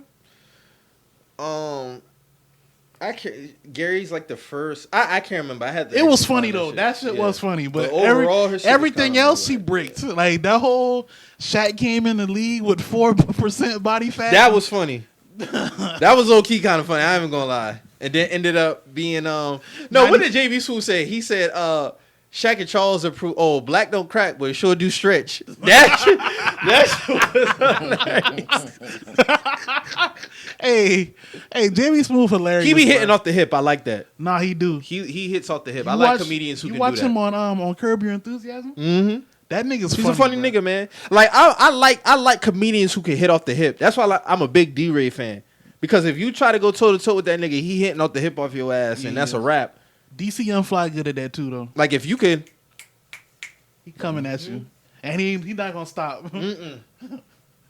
You should have stayed over there. Mm-hmm. I might go see DC when he come at the end of this month. I'm thinking about it. Might cop me a ticket. Him and Carlos coming down here. I don't think they could be funnier than the Dave Chappelle show though. That came down to Charleston. I can't speak on that because I'm not a fan of Dave Chappelle's shows. So. I wish I had went to that shit, man. Honestly, I heard them tickets was going crazy though, so I wasn't trying to. You know, I don't got superstar access like you, Drew. So I can't. Drew plugged in. Drew plugged in within the city, and don't be sharing the plugs. That's the odd shit to me because I'm like, yo, this nigga tweeting at the Chappelle show, but I didn't know nothing about that. That's swell. I feel like Takeoff when Offset and Quavo was taking that picture and he commented like, "Damn, bro, like what's up?" That's how I feel with Drew. Shut the fuck up, boy. Both of y'all. You got a Bieber now. Shut up. You too boy. cool. You got. Nigga said I got a beeper. Okay. That's the funniest line in Yeah, that movie. laugh it off. I got a beeper now. I got a beeper now. Give me stacks of money. All right, man. But yeah, overall, Tiffany Haddish was trash at that shit last night. That was a good. JB Smooth was the headliner for that. So how we feel about D Wade's interview? You know, with his son coming out. hey man, I got no problem with that. Same here, man. Supporting the son, man. Like, Yeah, man. what do y'all want? My question is, because I had a conversation with someone last night. I'm not going to name them because that would just further push the embarrassment. Because I've seen asked plenty them, of tweets that I try to go to, and the shit said tweet deleted. oh yeah, niggas is getting out of pocket. Nah, they either getting out of pocket or they getting reported. That's what's going on too. Mm-hmm. But that's another. Don't let that shit reach your job. That's all I'm gonna say. Yeah, that's all I'm gonna say because your ass is grass. But what I've been saying is I text somebody. I go say their name. I'll be like, hey, leave it alone, bro. hey, what I tell you, you gotta pick your battles, bro. Yeah, you gotta that shit alone, man. You gotta pick your battles. But like what I was saying is, I had a conversation with some of my partners last night. I'm not gonna name them. And basically, I was asking, they was like, yo, this nigga don't know what he doing. He only 12 years old. So I said, cool. What was y'all's first experience with a girl? Like, you know what I'm saying, growing up. Somebody in the room said, hey, I was like 8 or 9 years old when I was you know, touchy, feely. And I say, cool. You know what I'm saying? Cool. I said, did you know what you was doing? Were you completely coherent? Did you understand what was going on? He was like, yeah, I knew exactly what was going on. I initiated it, and I made sure that she was cool with it and all. I was like, so cool. So based off you telling me at 8 or 9 years old that you knew what you was doing, how are you going to tell me that this 12-year-old can't decide that he wants what he wants to do himself? Mm-hmm. Facts. Crickets. It was crickets. Oh, because I would know because I didn't raise him to be like that. It's not about that. That man still got to be his own person at the end of the day. Facts. So it's like, yeah, you may raise him thinking like, hey, he's going, you know, be heterosexual. He's going to do this and carry on my name. But in actuality, we don't got no say so in that shit, bro. We really don't. We don't. Facts. Everybody got their own paths in life. Maybe you might raise a little nigga. He want to just be, you know, what you want him to be. But that's not a guarantee. Facts. It's not. I got nothing else to add, bro. You hitting it on the head. I got nothing else to add. Nothing else to add. I support it. It's good to see. And It's some of just those crazy. comments, I feel like a lot of these niggas out of pocket. Though. a lot of these conversations do need to be had. A lot of people just want to avoid the conversation, but it's nothing wrong having a conversation, man. It's all about equality at the end of the day. Like, whoever somebody identifies as them, and they have a right to identify it. If they know that they are of that makeup, then I'd rather him come out and say who he is than be, you know, living in the shadow of what he's supposed to be. Mm-hmm. If he feel like if that's what he wanted to do to express himself and be who he wants to truly be, you gotta let that man be who he is. Mm-hmm. Or else he gonna grow up and have resentment towards whoever blocked him from being who he is. Facts. I mean, you know, it is what it is, man. But yeah, man, shout out to the Wade family, man. Who else we got? Oh, Amanda Seales saying Jussie Smollett's fake hate crime was noble. I was speaking with a young lady. I'm not gonna have her named either, but I was speaking with a young lady. She was basically saying, "Yeah, I agree with her," and I said, "Bro, what the fuck are you talking about?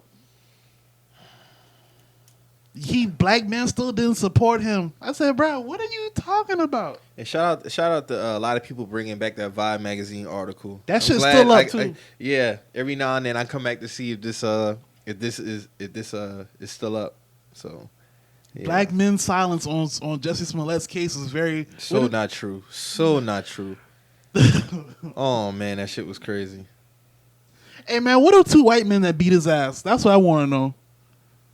He said 2 white men jumped him. Where those white men at? Mm-hmm. Yeah, you want me to play the clip for the audience? Go ahead, please. Okay. For context here. Yeah. Even if it was a hoax, this is really happening all the time. Even if it was a hoax, this is really happening all the time.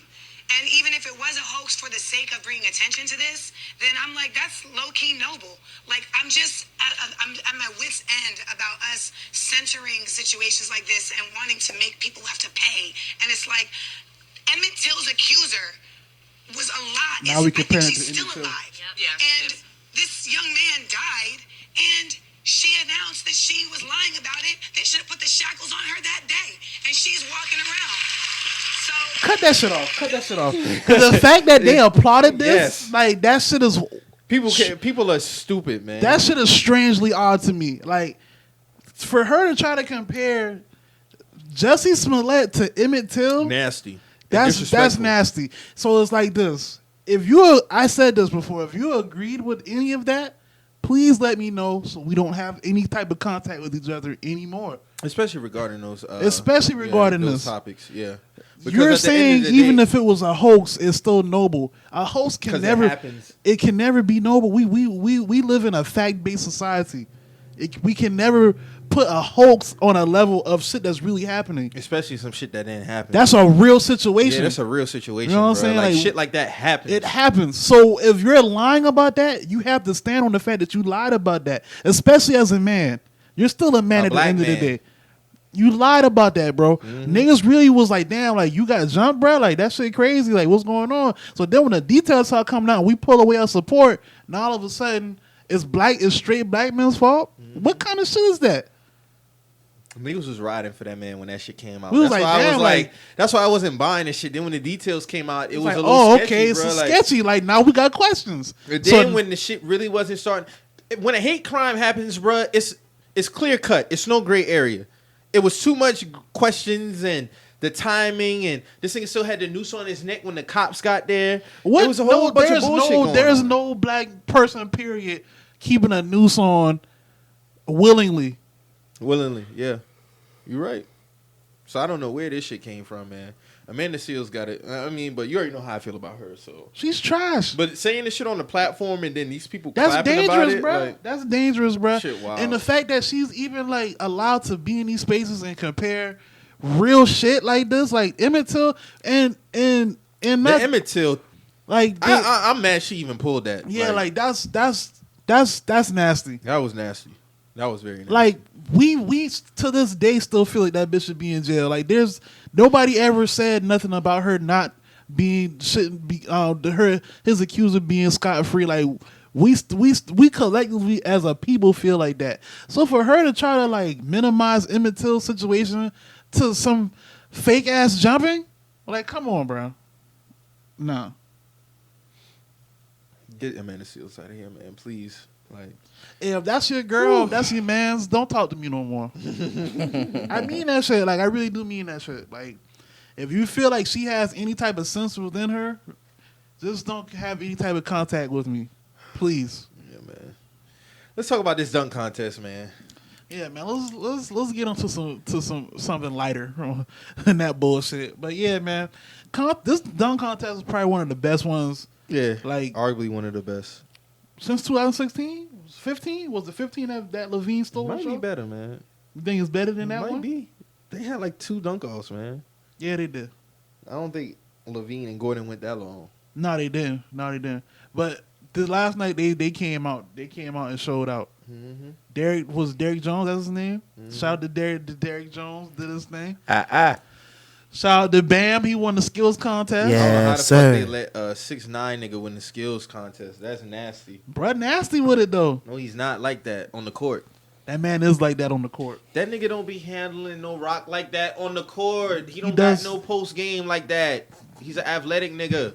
That man does bring the ball up for the Heat. That nigga is like DeAndre Jordan for him, and that's not a shot. That's who he is. That man better than DeAndre. That man can shoot better He than got a post DeAndre. game.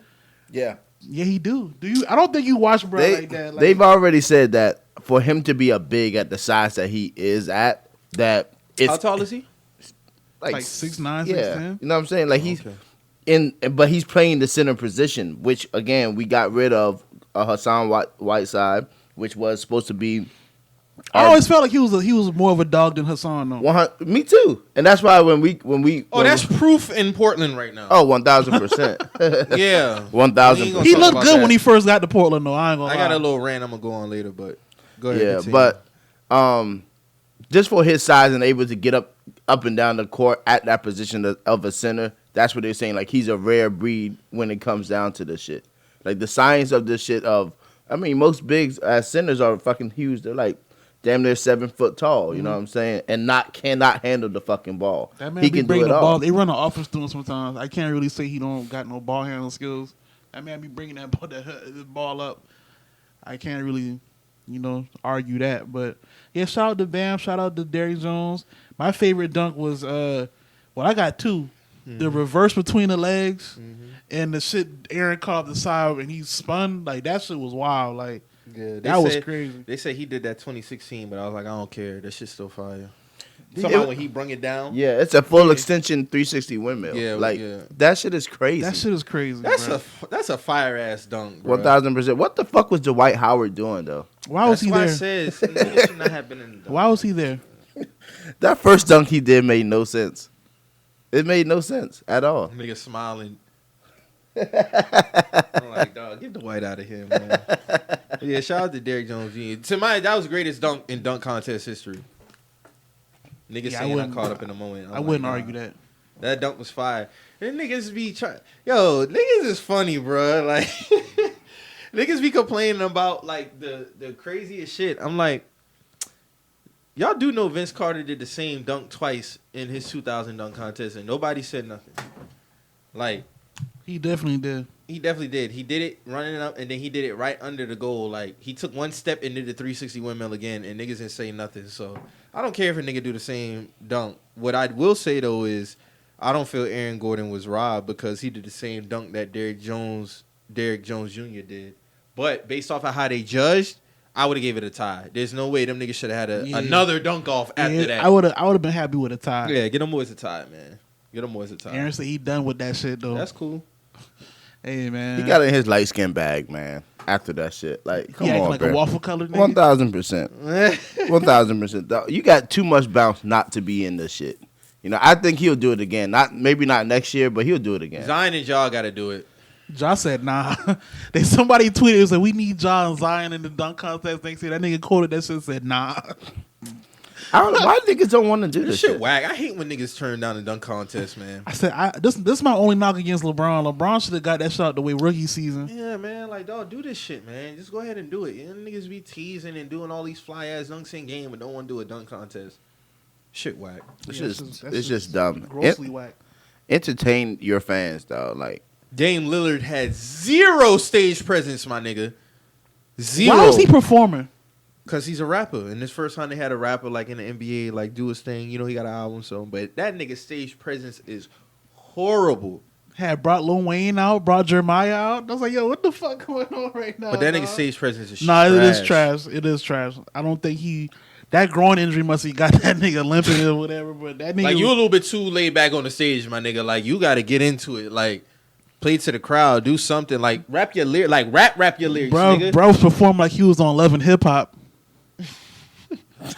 a single release party. They always got an industry mixture on Love and Hip Hop. They always got a single release. Oh man, that shit was hilarious, bro. Shout out to Dame, though, man. Shout out to Devin Booker too. Them boys got busy in that 3-point contest. He did. Shit, my dog Zach had 23, couldn't get to the next round. Them boys was getting hot. He got hot too. I thought he was going to break it up. The first couple racks wasn't looking right. And that Bertrand, bro, from he DC. started all cold as a motherfucker. He got hot too. I was like, man, get 27. I said, God, when damn. he first started, I said, man, get this white boy out of here. As soon as I said that, he got hot. The Devin Booker turned out. Yeah. Devin got a crazy release. Shout out to Ben Simmons' shot, man. That still shot of him shooting the ball and everybody looking at him was crazy. LeBron, like, it's crazy when LeBron doing that to your shot. Niggas been lying about Ben Simmons practicing his shot, man. Hey, man, they see him shooting at pre-games, man. He can shoot. This nigga will have a clear free throw shot. It will not take that bitch. He passing the ball off. He's mental. a liability at the end of the game. He shouldn't be in the game. It's mental now. It's mental. It's something wrong. I thought that nigga was going to be like the next LeBron type, but he's not. He's not. He won't fucking shoot the ball. What is this? What, year 3? Year 4? Mm-hmm. This year 3? Mm-hmm. Mm-hmm. Technically, because he didn't play 16. he didn't play his rookie year. That jumper shit is nasty though. You got to shoot that rock, man. Like, at this point, it's a broken record saying this shit. It's just Even Rondo shoots the ball, and they said he can't shoot the ball. Like, and Rondo's form ain't bad. Yeah, He it's just not can't bad. make his shit. Not bad. He's just not a consistent shooter. No, he's not. He'll shoot that never bitch though. But he's a great point guard though. That Lakers shit is funny. I see all y'all on Levine nuts now. Yeah, all y'all niggas on Levine nuts now. Speak on it, Mike. Speak on I it. was dubbing this nigga top 5 shooting guard. Nigga dropping 26 a night. Now all of a sudden niggas want to trade Kuzma and Danny Green for Zach LaVine. Now all of a sudden when the summertime come, you know you got to get LaVine there. LaVine say he want to play with Braun. Cool, I got no beef with LaVine. But all this other shit, I ain't buying. Why would Zach LaVine say that like that in that moment? I don't care. I ain't mad at him. I mean, our organization is trash. Like the front office needs to get shaken up. It might take something like that for them to wake the fuck up. But the trade Kuzma and No. Let them. What? Let them. I'm gonna let these niggas talk because niggas is funny, man. Niggas all of a sudden want to throw Rondo and Kuzma under the bus. But when the last summer free agency came around, y'all niggas was so happy saying, "Oh, we got the best roster. We re-signed Rondo. We got KCP. We got Avery Bradley. We got Danny Green." Now all of a sudden y'all don't got enough. Hold on now, niggas never. I know Lakers fans. They ain't really fuck with KCP like that. Okay. Niggas been throwing KCP under the bus. These niggas had 12 losses. What are we talking about? These niggas had 17 straight wins against the West. What are we talking about? Now all of a sudden, and that's why I don't be buying Shannon Sharp like basketball takes. They all trash. No, Shannon Sharp don't need to talk basketball no This more. nigga talking about how Kawhi Leonard gave up 39 to fucking Jason Tatum. Talking about, oh, it must have been. My nigga, you be crying about the Lakers losing a game, and but you can't really try to clown Kawhi, but we pieced up the Lakers too. So like, what? Like, teams gonna lose, bro. And it happens. And It we pieced up the Lakers without 2 overtimes. So it don't even matter. It's just funny to me that every time these niggas take a loss, drastic changes have to come. The Clippers be getting their head rocked. Them boy lost like 140 to 130 something to the Timberwolves. But you know what it is? Oh, the Clippers are more talented than us. How? So you admitting that the Clippers are better? Who said that? Plenty of niggas been saying that. Oh, I ain't never seen that. Mari one of them. I ain't never seen that. Mari, you cap as hell for saying that. But Mari say they don't have enough to win the title. Who don't have enough? based And off he's saying what? Kuzma's not a superstar. He say Kuzma don't fit the team. Kuzma not a superstar. Said Marcus Morris is better than Kuzma for the Lakers. That's disrespectful. So I just want to ask this question. Hold on now. I want to ask this question. Kuzma Since when- superstar to y'all? I think he's a good He role got player. Potential. No, hell no. He's a franchise player. He's a franchise player on another team. I don't think he got no ISO like that to make no shot. Okay. Like, why we would have seen that by now. I'm seeing the same thing unfold with Lonzo Ball and Brandon Ingram. Niggas said the same thing about Lonzo Ball and Ingram. They not franchise players. They just great role players. What's the common denominator here? This What's the common This LeBron fault? No, it's the Lakers organization, period.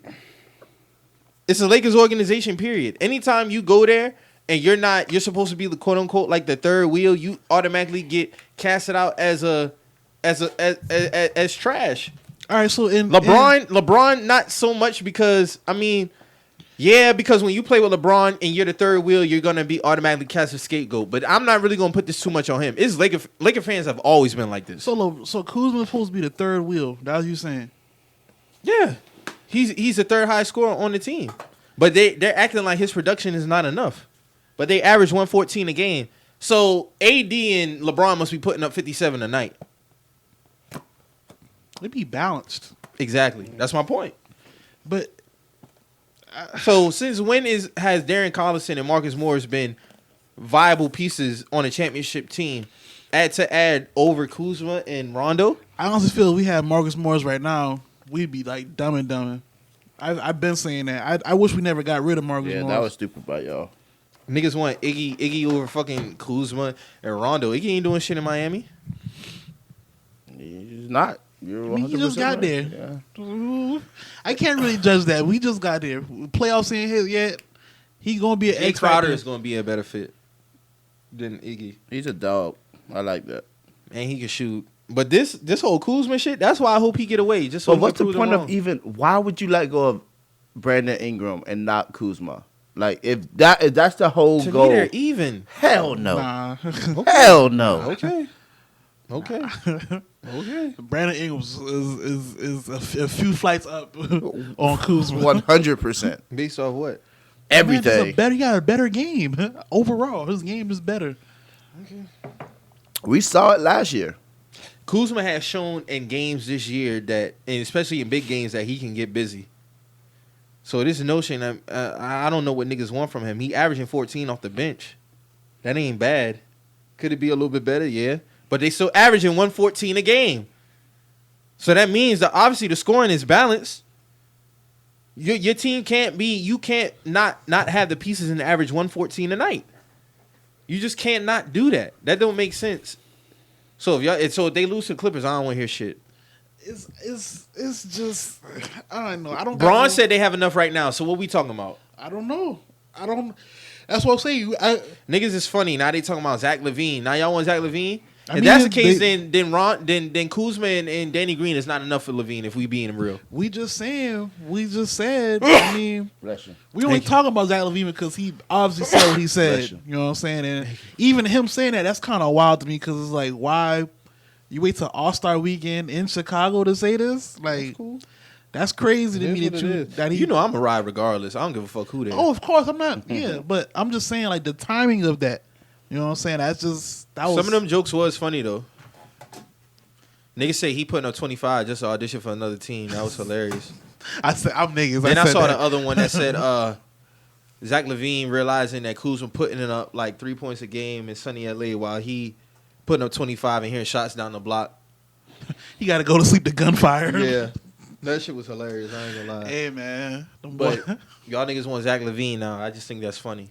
It's just funny. It's not even faded. I don't. To me personally, because I'm not a Lakers fan, but if I heard Zach talking how he talking, and I'm just playing devil's advocate here. Mm-hmm.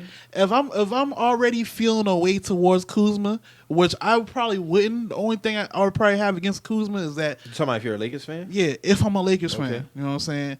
If I'm feeling the way towards Kuzma, because to me personally, I feel like a lot of folks who are Lakers fans feel it should have been Ingram still a Laker and not Kuzma to begin with. So just getting it out the way, I feel like that's where the animosity comes at. So just if you hearing Zach LaVine saying, I wouldn't have a problem saying playing with Braun and a big man. Why not? But they wanted Ingram going last year though. That's why I think it's funny. Lakers fans wanted Ingram going last year and Ball and Kuzma. They want all three of them going for AD. I kind of feel like all of them boys got the short end of the stick. Yeah, because it's bullshit. They wasn't winning them games after LeBron got hurt. I mean, it was kind of unwarranted for all of them. But the scapegoat tactic, man. If Zach LaVine get traded to LA, he'll get the scapegoat tactic. I feel like he'll be way better than Kuzma. He's not putting up 25 a night if he go to LA. He had better impact than Kuzma. That's a fact. To me, he ain't worth it. So if y'all trade, I need more. No, I'm saying if y'all was to trade and you got, and I'm just saying, Yeah, go ahead. Y'all got Kuzma, LaVine's gone. You feel like Kuzma would be like the franchise player for the Bulls? You say he's a franchise player. Potentially, yeah. Definitely. I don't see why not. It's just all of a sudden this year this nigga just lost it? That don't make sense to me. I never saw him as that. I just thought he was a good Brandon Ingram wasn't putting player. up the numbers he was putting up last year in LA. He wasn't. Ain't Ingram averaging like 20 a game when LeBron went down? Last year? When LeBron went down, wasn't he averaging like 20 a game? This nigga was averaging, he probably averaging like 18. This nigga averaging 26 or 25 right now. Shooting 50% from still the field. losing. It ain't equating to nothing. Shooting, I mean, yeah, they got to get, they get young. that together. Yeah, they're still young. Yeah, but they a young team. But, I mean, at the same time, too, it's like, I don't know. All these narratives is just funny now. It's just funny. The niggas just wanting LaVine now is funny because the narrative is going to be if them niggas lose in the Western Conference Final or playoffs period. You think they going to blame that on not having LaVine? Then the summertime is going to be some trades coming. And the big one is going to be for LaVine. I'm telling you what I know. If them niggas don't win the championship, the big trade is going to be for LaVine during the summer. Big facts. If I'm in the Bulls organization right now, front office, you think I'm already trying to prepare for that? Nope, because I ain't trading his ass. Fuck that. I'm going to try to get the team better. What's his contract with y'all? 4 years, $80 million. He just signed that. Last summer. So he'll be going into his third year, going into the summer, into this contract. Oh, so he almost done with this contract.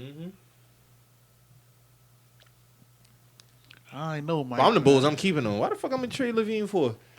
You don't That's want my to be there. That's my franchise player. Your I don't give a franchise fuck. player don't want to be there. Kobe didn't want to be in LA. This is different, man. It don't matter. You gonna stay.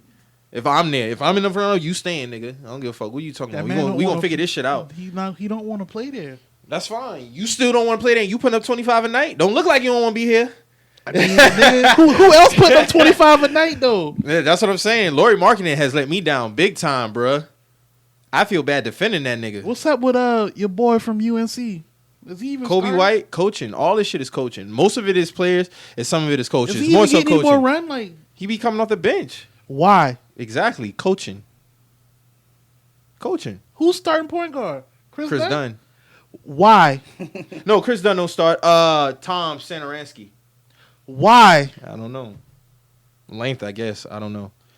Who's y'all coach sucks, man. I'm sorry. Like y'all, Jim Boylan. he sucks. Get him out of here.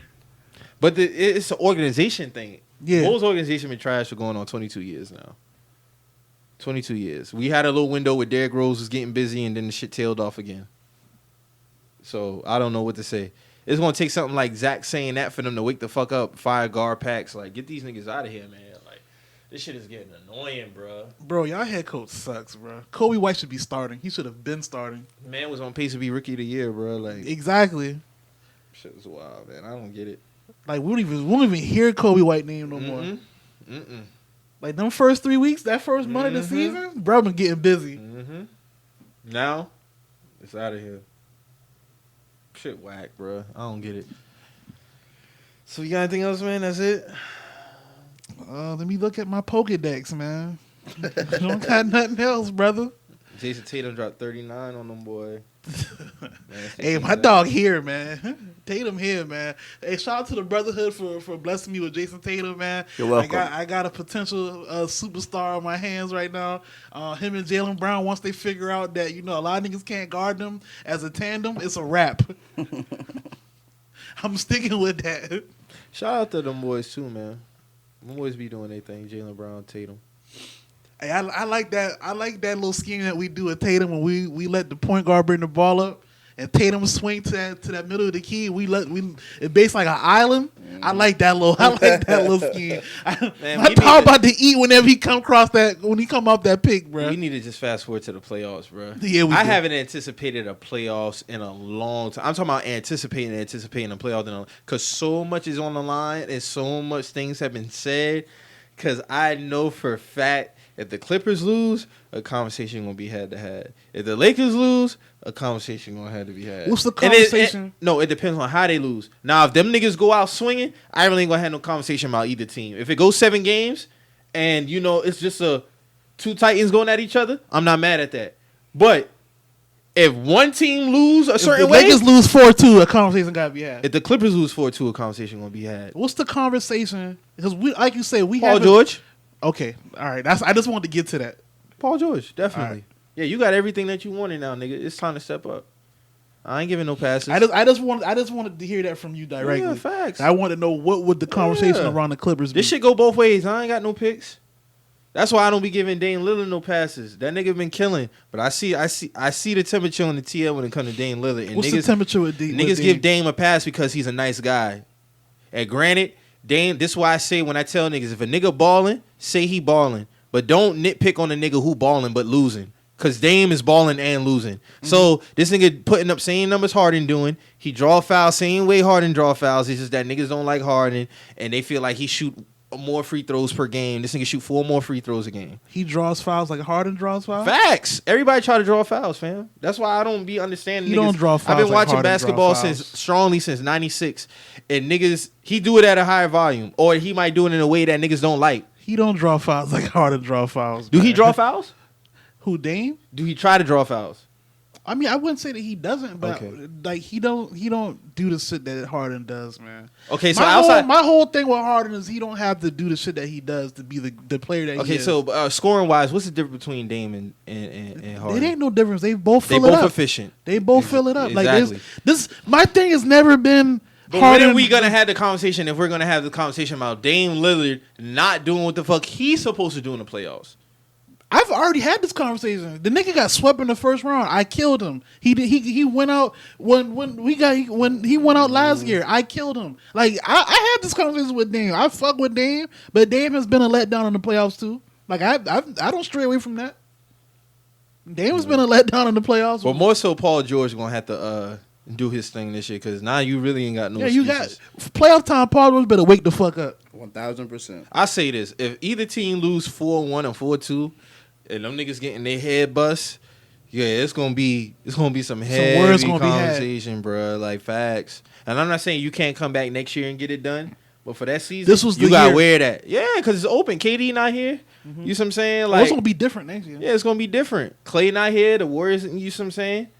So it's just like, dog, you gotta take advantage. Like Paul George he's been in the Eastern Conference Final twice. Like there's been a lot of weird takes I see on the TL. Niggas gonna say Tobias Harris closest to Melo. Like, yeah, that's wild. I'm not even. I didn't. We could have done without that. But what do you think about the Warriors trading D'Angelo Russell? Do you think nasty? That's nasty. Nasty. Especially when they said that we didn't trade for him to trade him again. Like, yeah, but you can't hold him. I mean, it didn't make sense to me. Andrew Wiggins, he's a great talent. Like I said, Tracy McGrady is what we thought Andrew Wiggins was gonna be. Yeah, I wouldn't argue that. That's facts. But the nigga he's just there. And it's like he don't really put on when he need to put on. Yeah. But he'll quietly put up 24, 25 a night. That's why I don't get the whole narrative of him being trash. No, he's not trash. He's just you can never put that man as no trash. He's not trash. He just don't like got people try to. It's like he don't care. Yeah. They dummy him down, I think. That's what it is. Yeah. That's what it is. Yeah. I don't think Andrew nice though. Yeah, I don't got no beef with Andrew. I do feel like he kind of got thrown under the bus when they traded him for Kevin Love. Yeah. I feel like if he played with LeBron them first 2 years, he would have been nasty. He kind of needed that coming into the league. Right. I feel like he would have LeBron would have whipped him into shape. He wasn't ready to take over, like to be a franchise player. He got thrown into position. Yeah. I feel like he should have came up under LeBron them first 2 years. But I do get it. They needed K-Love. They needed to make a move. Blah blah blah.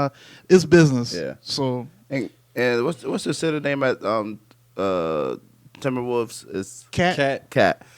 He's Cat. Like, that nigga soft, bro. He's a bitch, though. I cannot stand him for some reason. That nigga putting up 27 a night. He's a bitch. He putting up 27 a night. He gonna throw a timber tantrum, bro. That's what I'm saying. Like ball, just ball. That's all you got to do. But just the respect level of Andrew Wiggins, like how he pulled up to the airport with the fucking D'Angelo Russell jersey. Like he's so ecstatic that the guy's going to be there. Wait till the shit really goes bad. Then you're going to be like, oh, I'm not happy here again. Like, come on, bro. Don't disrespect. Word on the street is them niggas trying to get D-Book to Minnesota with them too. Well, he just signed an extension, and they got an extension too. Suns ain't letting that go. That would be the dumbest. They would have to become free agents. Yeah. And team up. Suns ain't letting that boy go. They need to free him though, because they suck. They front office sucks too. And the Timberwolves ain't letting Russell and Cat go, so they front office sucks balls. They need to let that man go. They're not doing nothing to try to progress his career at all. That extension though. Unfortunately, I don't know why. He could have got that money anywhere, but they suck.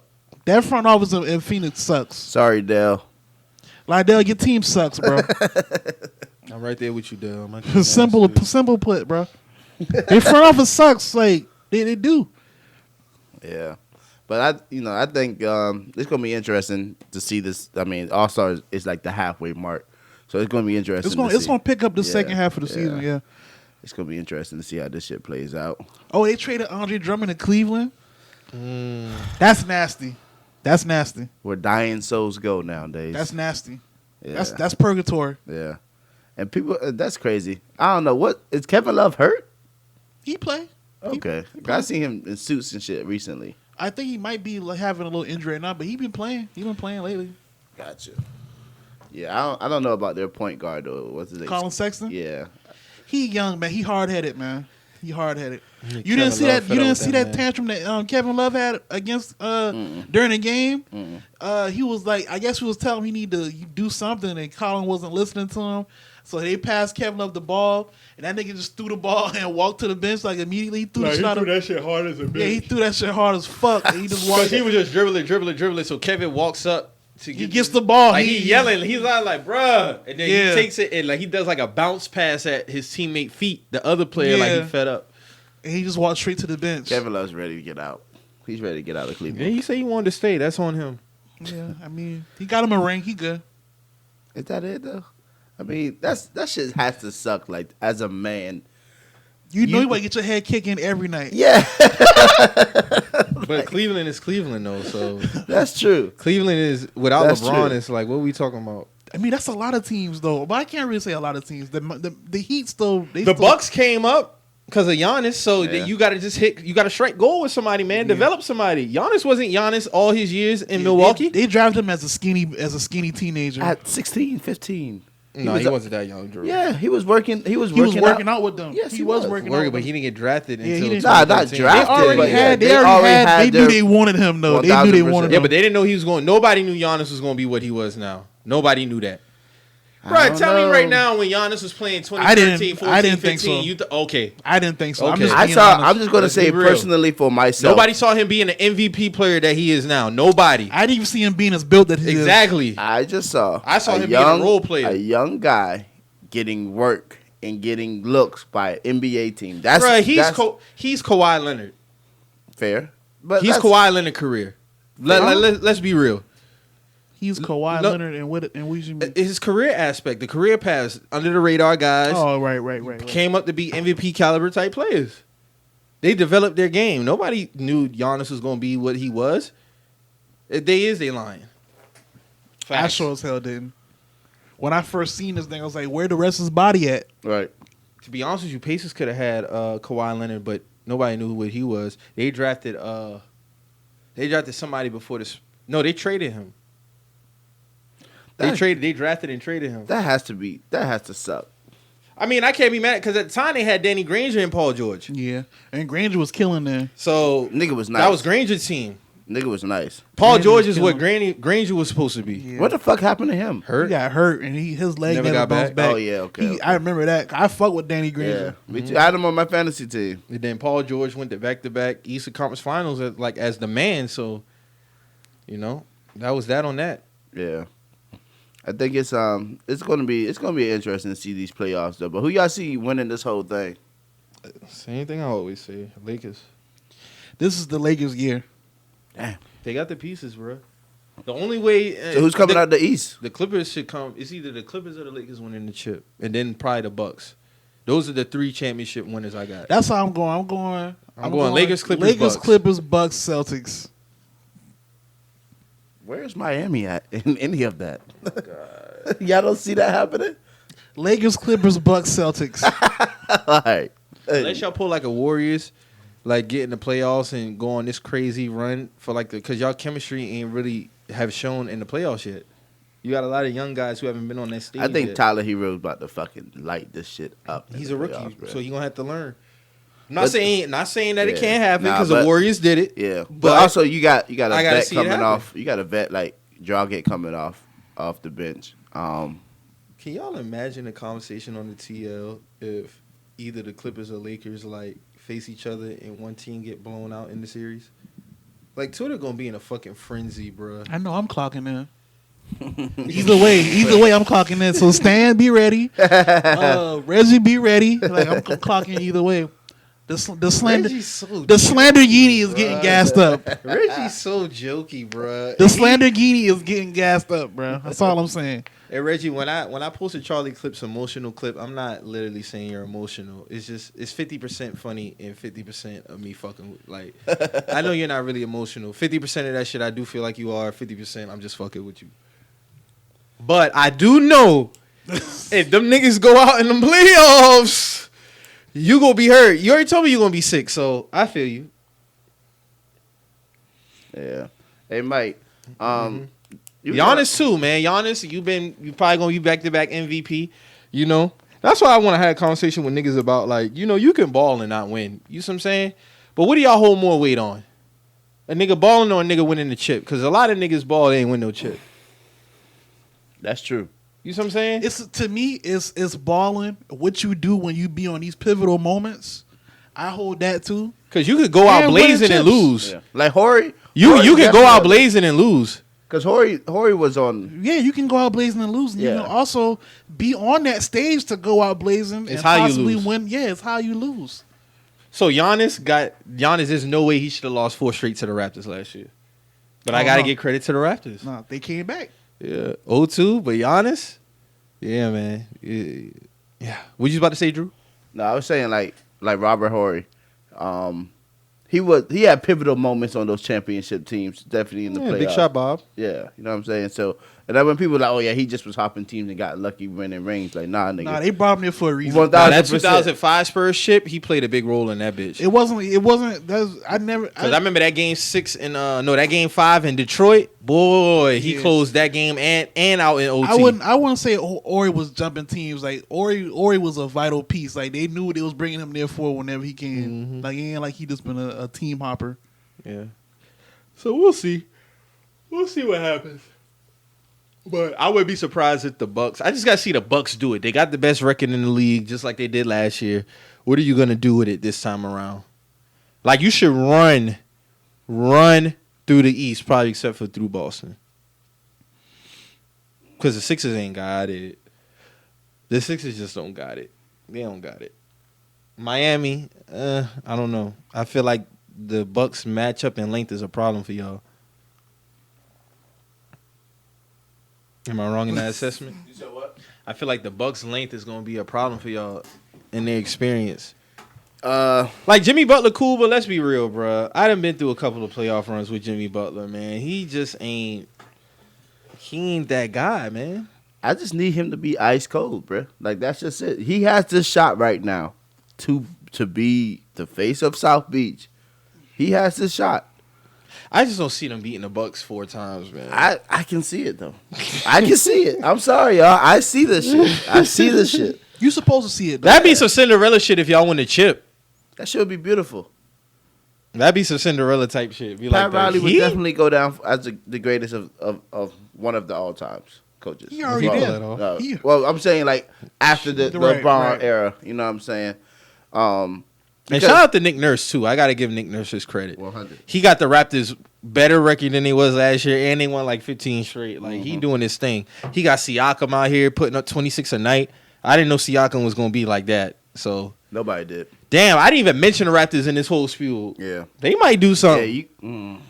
I think they're Oh back. no. I think they're back to the Toronto that we've already known them to do. They They have gonna a be great good regular until they season get to to the the playoffs, playoffs, and then it's They just gonna get No, to because the the second Rosen ain't round. there. No, because the Rosen ain't there. that part. The Rosen ain't there. So That I ain't part. gonna play them like that. I gotta see it first. The Rosen wasn't there last year. Yeah, and they got Exactly. busy. Yeah. They missing Kawhi, which is huge, but just because they missing Kawhi this year, don't mean they gonna go back to what they doing. So I don't know. There's a lot of niggas that's supposed to be that guy, and they kind of like DeRozan, LaMarcus Aldridge, you know, Blake Griffin, those guys. Paul George, he kind of teeter-totter in that class right now. I think when Blake got hurt, man. Blake need to go to Phoenix. That's Blake where deserved he it. need to He go. deserved to be on a contending team though, because he 100%. contributes. That nigga ain't doing shit in Detroit. A man hurt right now, but he been putting up. Man was running point guard. He Yeah, was like, running everything. That man, he don't need to be in Detroit, man. Detroit, he's going to rot in Detroit. He deserves to be on a contending team. I got no beef with Blake. I like what D-Rose doing at Yeah, he getting busy. in Detroit. I like that, but it ain't working with him and Blake. That just ain't it. It ain't. Maybe a few years ago it would have, but Yeah, and I'm glad he didn't go to the Lakers. Derrick Rose. Why? That's just not. I don't think that's a good look for him. I mean, granted, yeah, you gonna win a chip, yeah, sure, but nah, we seen how this shit plays out. It ain't gonna be a good look. Derrick Rose gonna start getting slandered. nah, they ain't gonna sign a D Rose. I bet you they would. Wait, if you went to the Lakers, I mean, if he got traded, it's out of his hands. As soon as Derrick Rose have a bad game, get his ass out of here. Where Darren Collison at? Oh, Darren. Where Mookie- Darren said, "Fuck where- all of where- that. I'm not playing for the Clippers or the Lakers." Where Mookie Blaylock at? That's what them Lakers fans do. Darren Collison, my nigga. Like, let's be real, fam. Like, these niggas was really crying over Darren Collison. The Clippers was too, though. They wanted him too. No, that's different. They fan base different. We're not about to sit here and compare. Clippers fans don't be going all crazy and hectic after they lose games. Lakers fans, them motherfuckers lose a game. Get Rondo out of here. Get Kuzma out of here. Everybody gotta go. Everybody gotta go. I got 12 losses. What more you want? You gonna lose a game. It happens. Niggas got spoiled with that Warriors dynasty, bro. That's what the fuck it was. I'm telling you. And there was times when Warriors didn't even win 73 games with KD. They was nice. They got their head buzzed. I remember when Boston had like a 5-game lose streak last year. Them niggas went into Golden State and bust their ass. We cut that ass. Was there any conversations then? No. I remember watching that game. We cut that ass. Nobody thought the Boston was gonna go in there and do that. Them boy had chemistry issues. This shit gonna happen. Nobody thought D-Wade was going to get blocked and catch the ball again and shoot a 3 to beat Golden State. Nobody saw that happening. I didn't see it. And guess what?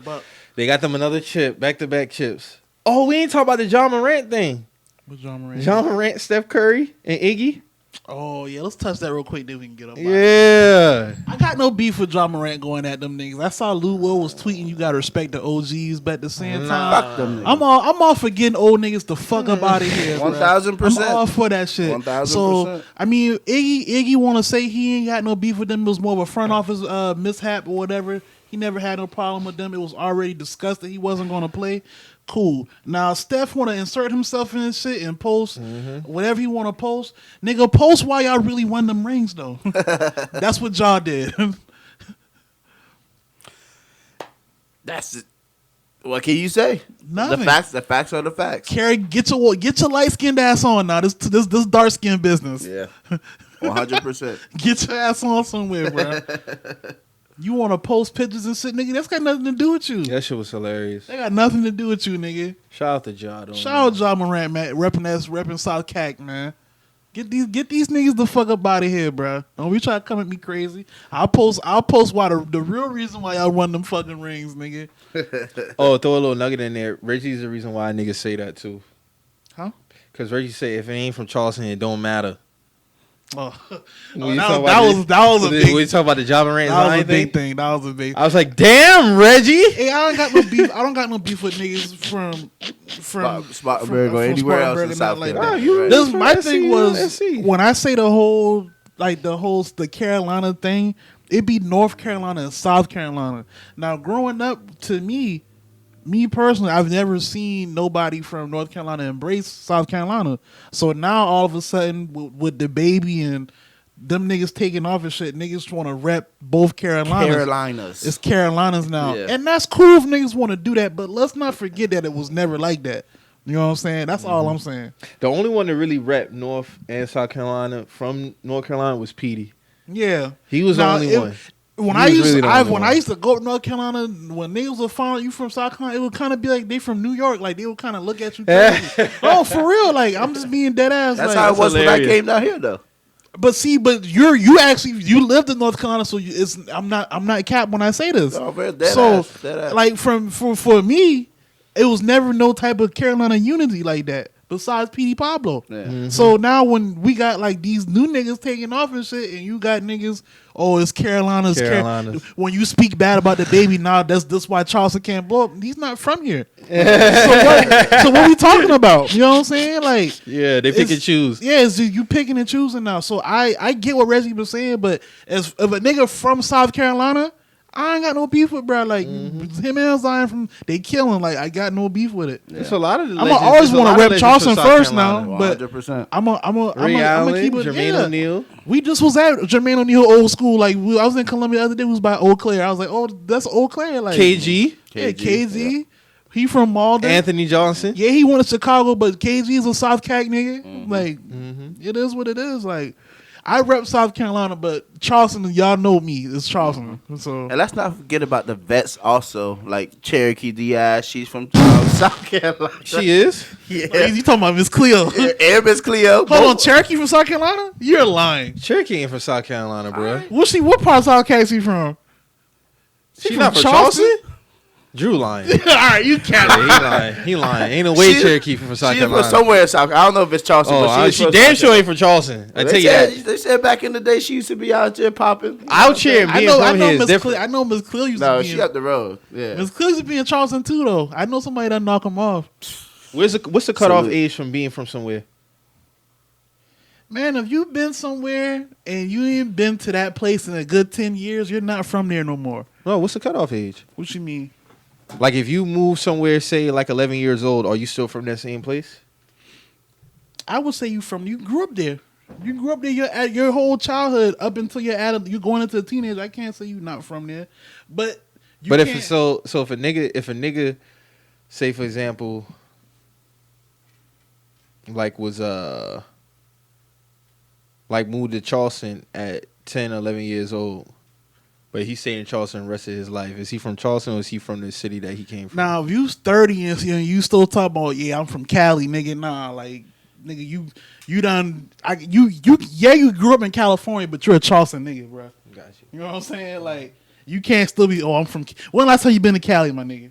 Especially if you've never been back. Like, it's different now. If you still frequent back, then it's cool. But if you just moved to Charleston and you just been in Charleston from 10 up to 30, 35, nigga, you a Charleston nigga now. And you've never even been back to California, dead that shit, my nigga. Yeah, you grew up there, but you're a Charleston nigga now. Like, you know what I'm saying? I get what you're saying. So yeah, I feel you. We got anything else though? I'm good, man. I had a good weekend, man. Had a good week. It's good, man. Everything good, man. Shout out to everybody fucking with us, man. You know we say this every week. Shout out to everybody. Yes, sir. Shout out to all the listeners. SoundCloud. To the podcast you just on. Yeah, shout out my boy Greg and George, man, for having me on Sneak This podcast, man. Great show, man. We had a great show. You ran down the best Jordan 3s? Yeah, I ran down best Jordan 3s. We talked What's about the top best 5 threes?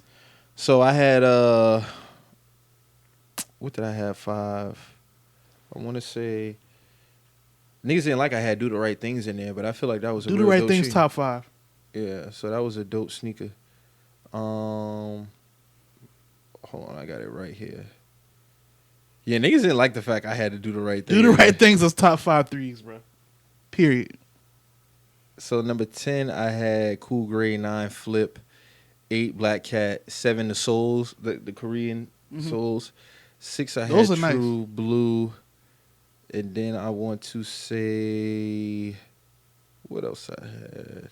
I gotta see this 5. Hold up, but top 3 for sure. I had Dornbecker 3, 2 I had White Cement 3, and number 1 I had Black Cement 3. The red Dornbuggers? Yes, sir. Yeah. Yes, sir. Those are hard. How you feel about them threes that just dropped, the red ones? Love them. Would you put those? Oh, top number 10? 5 was Fire Red. 4 was Do the Right Thing. 3 was Dornbecker. White Cement 3. Greg asked me that at the end of the show, and I'm like, right now, probably not, because it's so You new. gotta give them some time. Give it some time, but eventually it'll be up there. That sneaker fire, man. They did a good job with that red cement. It wasn't too much red. They put the reds in the right spot, and they didn't get away from the cement factor of it. You get what I'm saying? I ain't seen them in person yet, but I had no problem with none of the pictures. Yeah, those that I shit's seen. fire. But yeah, that was my top 5 right there. Yeah. Yeah. All right. And it was like Do the Right Things was like, I'm like, no, those shit's is a dope No, sneaker. that's a top 5. That's a top 5 3. Mm-hmm. You held it down. Appreciate that, my nigga. You held it down. So like we say every week on here, man, if you feel some type of way, you heard a comment on here that rubbed you the wrong way, always remember, We're just messages. we out.